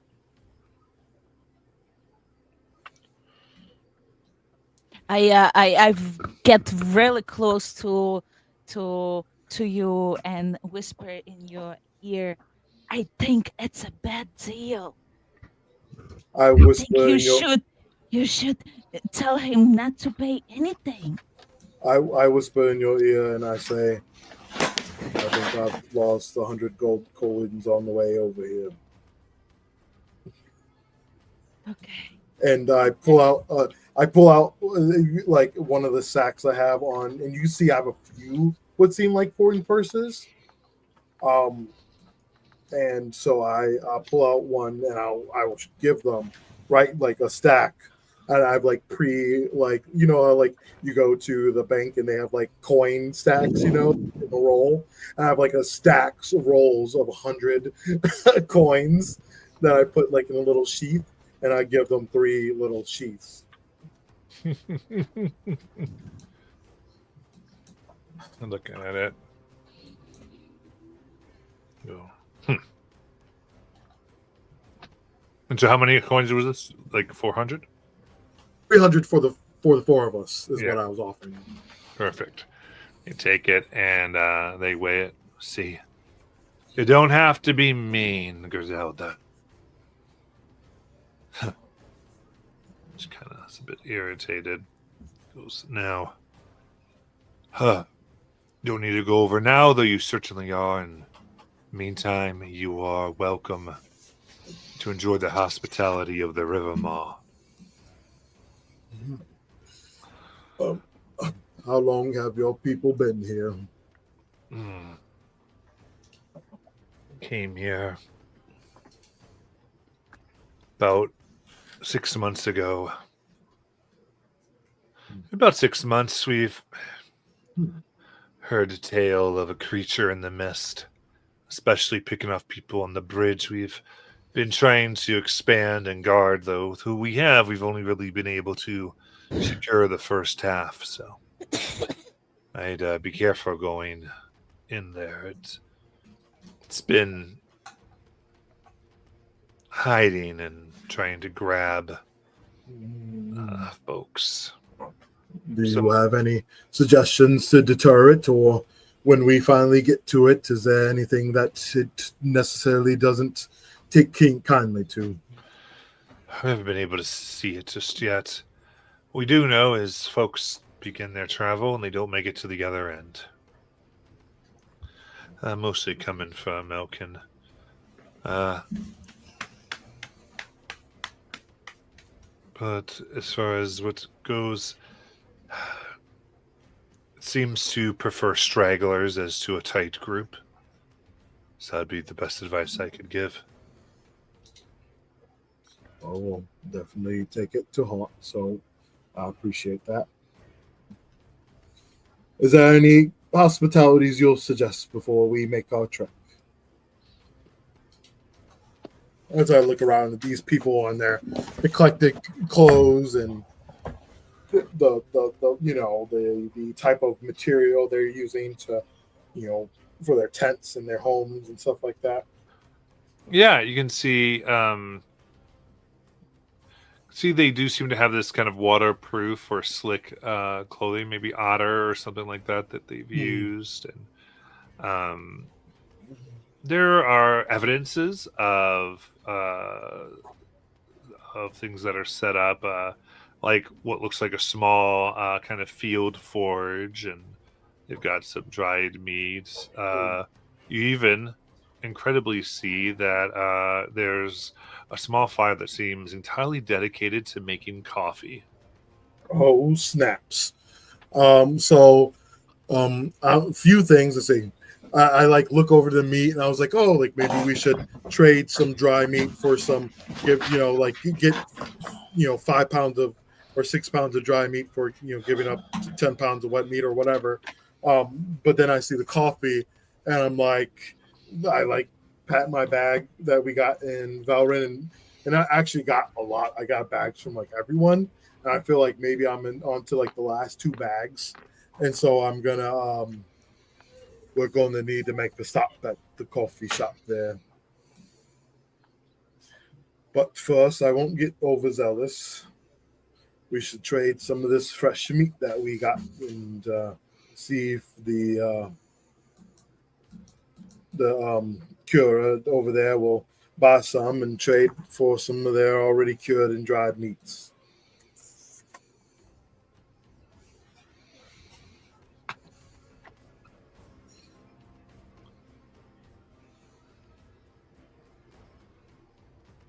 I will take your silence as consent.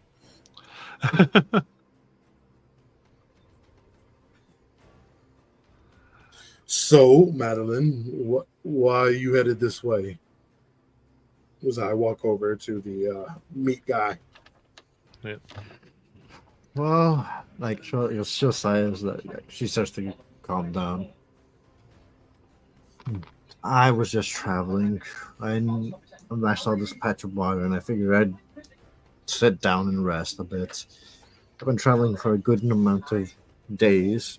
Kind of got lost somewhere. So, I take it you said that you mentioned you're a woman of religion. Are you a cleric or a priestess of some sort? You could say that. Did you all lose your manners on your trek? How rude. Well, we did That's just fair. pay. We did just pay your way, after all. Yes, when though I really didn't need you to. I did have another ways of passing through, though I would have liked to not have used it. I do appreciate the sentiment. I can't speak the word I'm trying to speak. I can relate to that. Oh god, I forgot my words. Damn. I do appreciate the help though. Honestly, I was just giving you a hard time. It looked like that woman could crush you, but it looked like you had a handle on the situation. Yes. Okay. But you got lost and ended up on this bridge. Oh, wait, say that again. I didn't hear you, Azariah. I said so. You wandered and found that this bridge in this water was the best place to continue forward. Well, yes. When you're stuck and lost for a good amount of days, you you find a road. It seems common knowledge to at least think that road will lead you to civilization. Does it not? Well, there has been a few signs since on my journey that pretty much just lead on the post with a big arrow that says Elkin in big letters. So I would say that you're on the right track. Oh, that's good to hear. I definitely was not ready to go back to where I came from and try again. We are actually headed there ourselves. It's our only destination until we hit the ruins of Ankenbolt. Ah, I see. It's a dangerous trek there, no? Well, I would say most of us from the original that were coming down are here, but I would be a liar. Well, you have my sympathies, and seeing as how I do owe you, at least to some extent, would you mind if I accompany you? I'm sure I should be able to help you within your quest. We can always use someone to heal the chunks taken out of Isal. Yes. Definitely. And I turn around and I pick up my like her it's not chainmail, but anyway, my robes, and I show her like bunch of teeth and the burn on top of it. Oh, that's quite something new. I've seen my fair share of wounds, but not something like that. Yeah, there was like a big fish that chomped on me or whatever it was. I'm not sure. And you see the burn. I tried just to burn it myself so I wouldn't bleed out.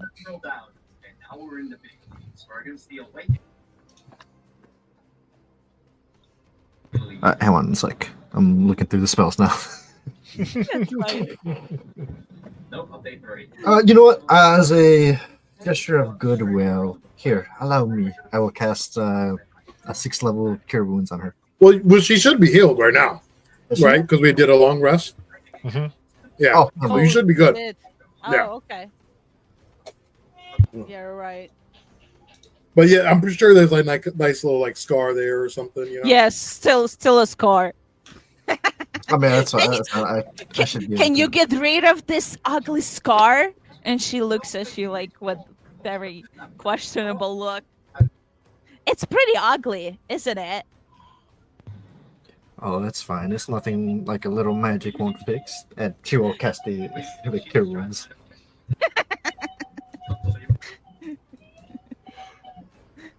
So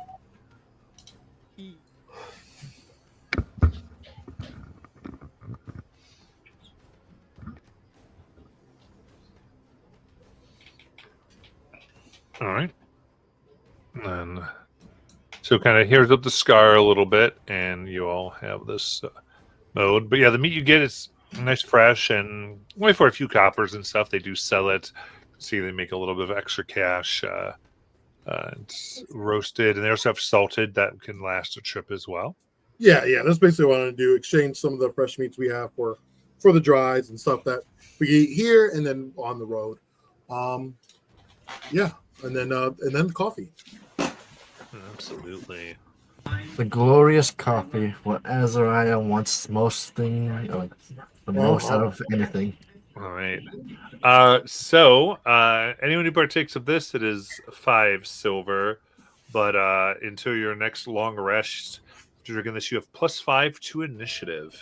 Nice. Oh wow. Oh, Matt, you just reminded me of Allure and how I can't use that +5 no more.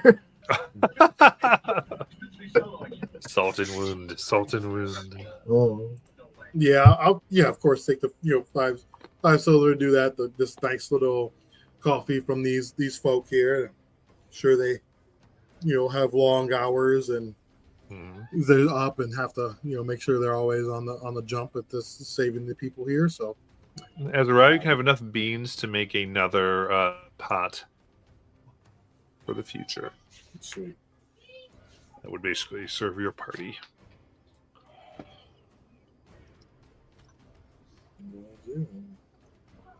Yeah, we went to like a medium-sized town, Skarn, and I saw we like like they were giving out like bags of coffee there, and then someone else, one of our party members,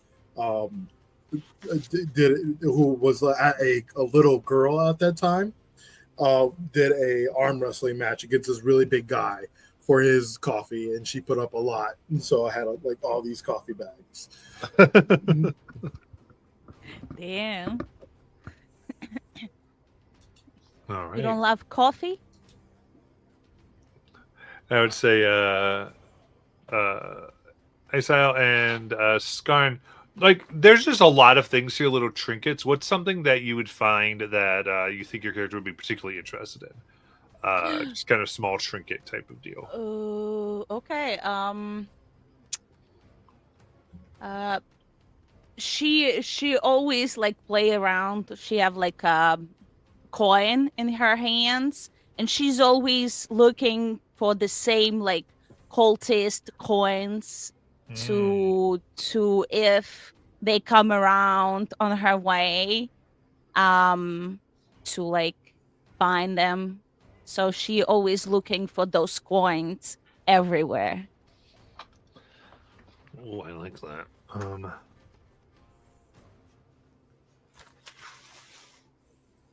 Okay, I think looking here, yeah, as you slowly see, you can there does seem, yeah, um in the exchanges as various ones are being put forth as you all are taking your stock, you can see being handed over to I would say Madeline, um uh in silver. You can see one of the silver pieces bears that minting,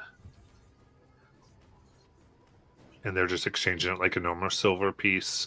You can see that there's various mints that kind of move through here from people who come from different countries.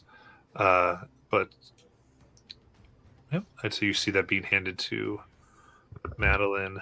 Any reaction?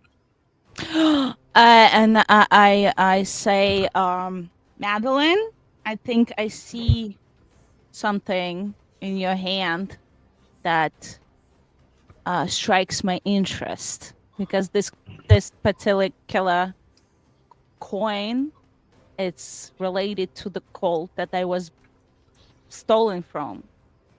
So, and I turn around to the whoever was giving those coins back, if they can recall who gave it to him, that particular coin. Kind of think for a moment. I can tell. I don't remember too much, but I can tell you these are all new in the last 2 weeks, all going from this side over the bridge. So it's from somebody from here.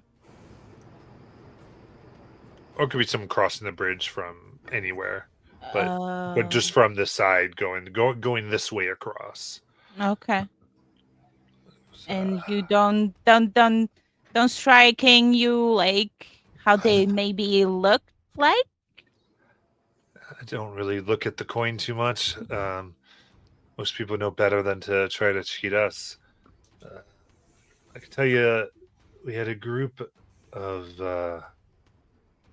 let's see, goblins, bugbears, and drow that had made their way back over. Also, what is it? Clan of Clan Nightfang. Nightfang? Yeah, then a merchants, 5 merchant wagons that were traveling together. I remember that because it was surprising. We hadn't seen any merchants make it. I mean, come across the bridge in months. Is they still in town, or? I don't know if they went to town or not. I imagine they would have. Because across the bridge is still like a few days before one would get to town. Okay.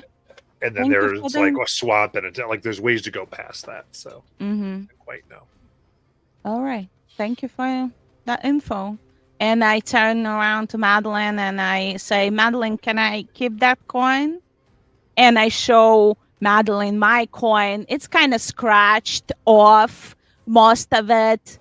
But you can see like a sun, and it's like flames coming from the sun, and in the middle of it, it's like a snake that coiled inside.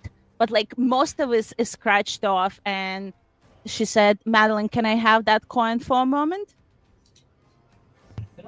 Sure, I don't see why not. So she puts it like next to each other, and it's like uncanny. You guys can see that it's like the same coin. And she goes, well, I guess we're gonna have to, I gonna have to try to find them if they still in the town. Yeah. And she kind of take that coin and putting in her special purse. That sounds exciting. I think it would be quite an adventure to find out where that coin came from. Yay. Yes, it is. It's definitely it's very dangerous and very not good people. They don't bring good to anyone. And you don't think that the person that dropped that here could be maybe another survivor like yourself? Well, we have to go and find out, I guess. Because the cult that was there, it's kind of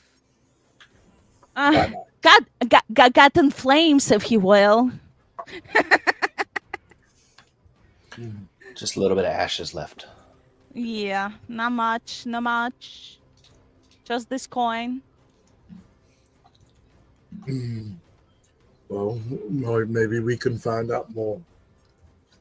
But are you? Did you end up finding anything there? As I look over to you two, Madeline and Skarn. Did I see any nice sharp knives? You can see whatever you'd like. This is what I was giving to you. Would you like to find some nice sharp knives? Yeah, maybe a nice little knife. Nice little sharp knife I could throw. You know. Okay. What is unusual about its design that kind of piques your interest? A single solid piece of metal. Just carved and sharpened. Simple. Useful. I like that. Just one single forged. Mhm. Little rare. No components for failure. Just something that's, Cuts. Yeah. something. Yeah, Yeah, made very some little fit in well. a boot. There. Nice. And actually, let's see here. Yeah, as you grab that, you see it has like a little bit of like slight sparkle to it.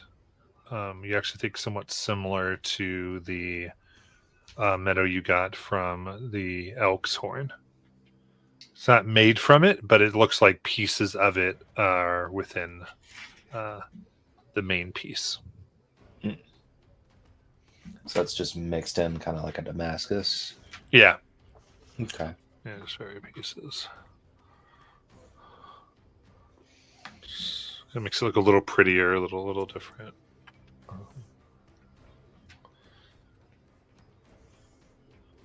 Very cool. And with that, are you ready to make your way across the bridge? Yes. Let's do it. Let's do it. Amazing. Now, the first part of the trek goes very smoothly. Of course, it's about an hour across. Do we just see a face? Ah, very nice. Just chilling there. Now, going over the bridge itself, while smooth, it is a bit nerve-wracking. The wooden bridge here is completely wet. No dry spots exist. The constant mist pushing up from the waterfalls underneath limit visibility only to 15 feet at a time. And quickly you become soaked, water under your metal and into your sheaths. Everywhere you'd rather not be soaked, as it doesn't come from any one direction, but seemingly every direction as it moves throughout. Is Is Asael wet or is she dry because of all the heat? it? Steam. Just a constant burning sound. Yeah, I was actually gonna to mention that. Is it very loud here? Like, is it hard to hear? Yes. So sound is limited to 20 feet. I want to I put my hand up real quick and I yell, "Do you mind giving me 10 minutes?" And I will do a quick little ritual if I can, and if I can't do it here because it's too wet, or I can't like put out my material, then I will cast it. So just let me know. What are you casting? Just Rary's telepathic bond. Okay. What does that feel like as everyone becomes affected by it?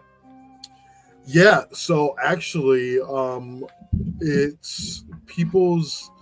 The first thing they feel when they are bonded telepathically is they feel like they feel the blood pumping in and out of their heart, and they feel warmth that radiates from their chest up their neck and to their ears, and it kind of goes to their ears, and then it feels like it goes in to their ears, almost to their brain, and as that warmth dissipates and a metallic taste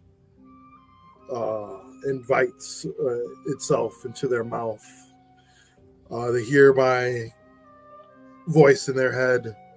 This should be a lot easier if we get far away from each other. This could be a problem. So, let's stay close while we can. All you hear from my head is do banana bus, do bus, do banana bus. And you're gonna have to tell him that he needs to stop. I'm like, we can hear that. There's actually a separate channel for solo speak that you just got to be aware that you're either in the party channel or the solo speak channel in your brain. Push to talk is on. Yeah, right.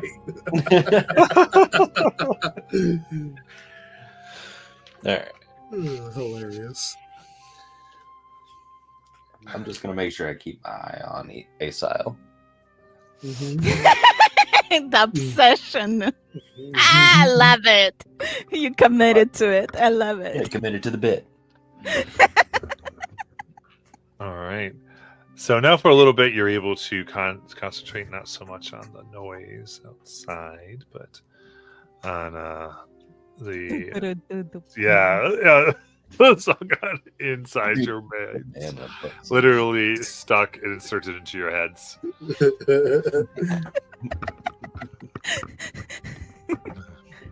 After about another hour, pushing in, you can see that the bridge stops, and in front of you there it's like this rocky outcropping, what appears to be a bit of like naturally occurring stone that still rises, like it's left over from the way the river's carved out here, and inserts its way in the center of the bridge and kind of just stops a few feet above where the ground level of the bridge would be. Oh, sorry, over where there's the plane of the bridges. And there looks like there's like appears to be nooks carved for like resting to try to get away from the spray of waters, as well as just general places to sit what appears to be just various items like left behind, possibly kind of like a leave something, take something situation, but kind of just a little resting place.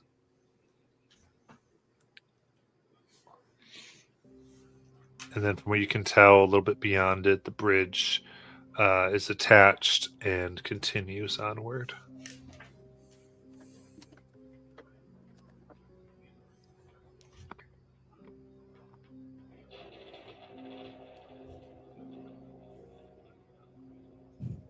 What'd you like to do? Remember how to spell telepathically, but I figured it out.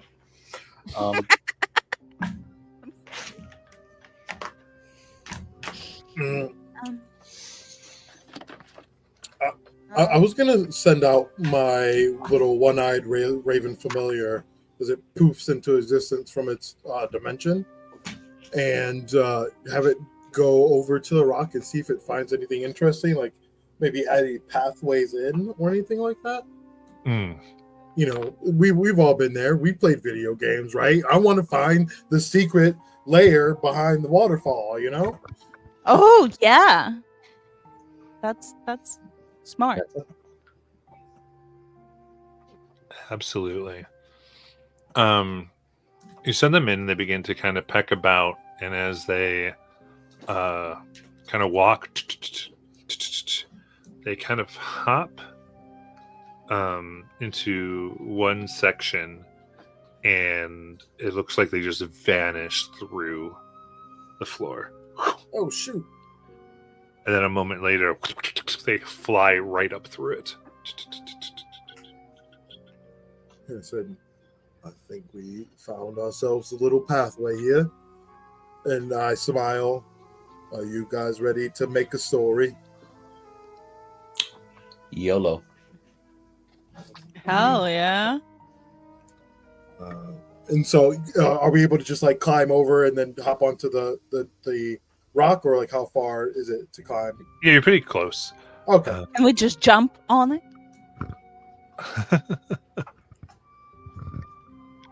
I'd say as you each climb, give me a group perception challenge, please. shit. Actually, can I forego that? I have my own way of going up there. I'm sorry. No, Sorry, you go. Yeah, you however you have to. That's fine. Yes. It's also mainly because actually I have pretty good perception, but it's alright. I rolled a 21. Oh, okay.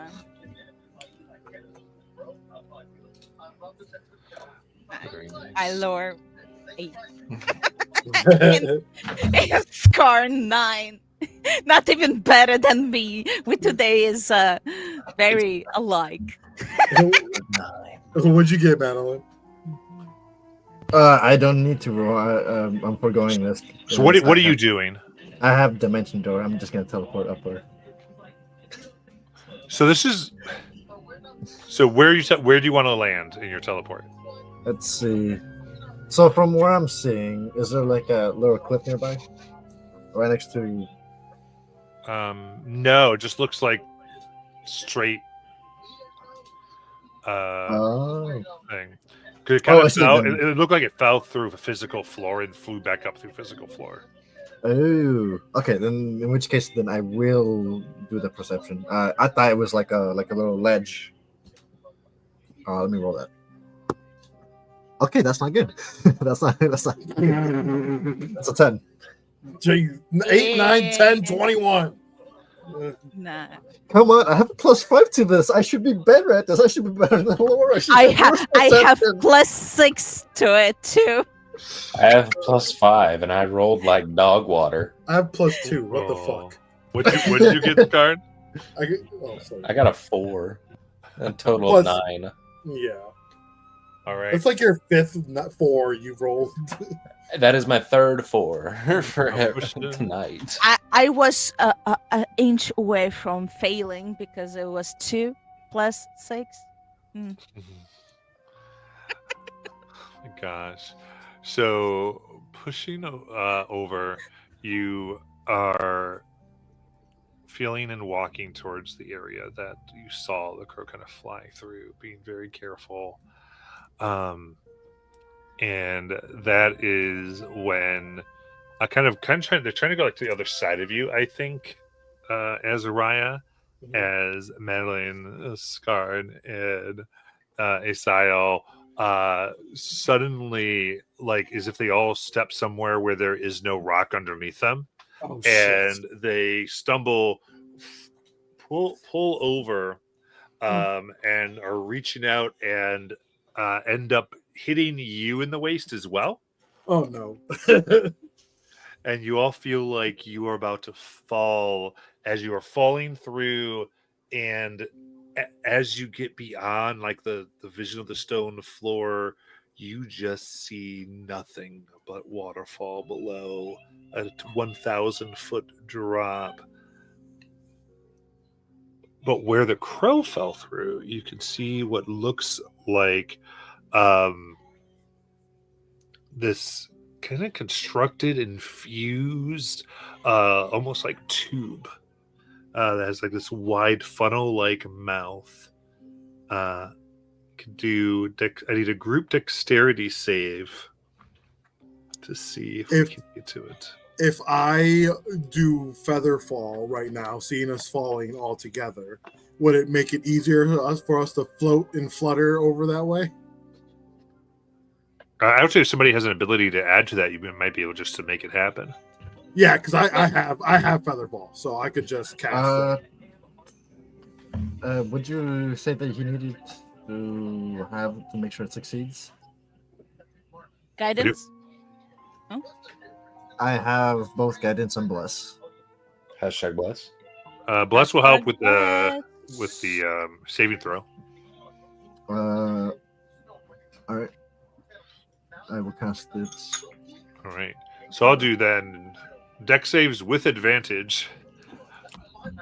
With the +4. Okay. No, hang on. I will cast at 3rd level, so it's actually. Is it 3 or 2? No, it's just you're adding people. That just adds people, not how many Oh. D4s. Yeah. Oh no, I'm sorry. Then yeah, I will just cast it the right whistle. All right. Okay, so yeah, I'll do the feather fall and I'll roll the dex save. Where's my 20 go? I rolled a 22. You know, yeah, it's just fitting that I casually die and I almost hit that 20, and of course it rose to a 4 instead.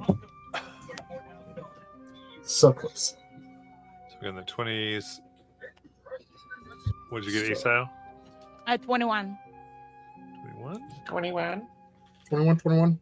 I got 19. 19. So as a group, you're able to maneuver, grab, get to pull Madeline into this funnel, and your weight comes and you begin sliding down this slippery slope. Deep into what it appears that you get very quickly as the almost water's draining down here, like a little water slide. You find yourselves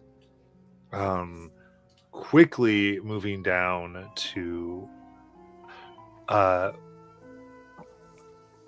quickly going down into what appears to be the waterfall itself as you push through the side and indeed find an area right behind it that you slowly come to rest. Looking around, you can see skeletons and what appears to be gnawed and chewed humanoid bones. And we will end there for tonight. Ooh. So we'll get off stream and we'll do our after Okay. time. Yeah. Yeah.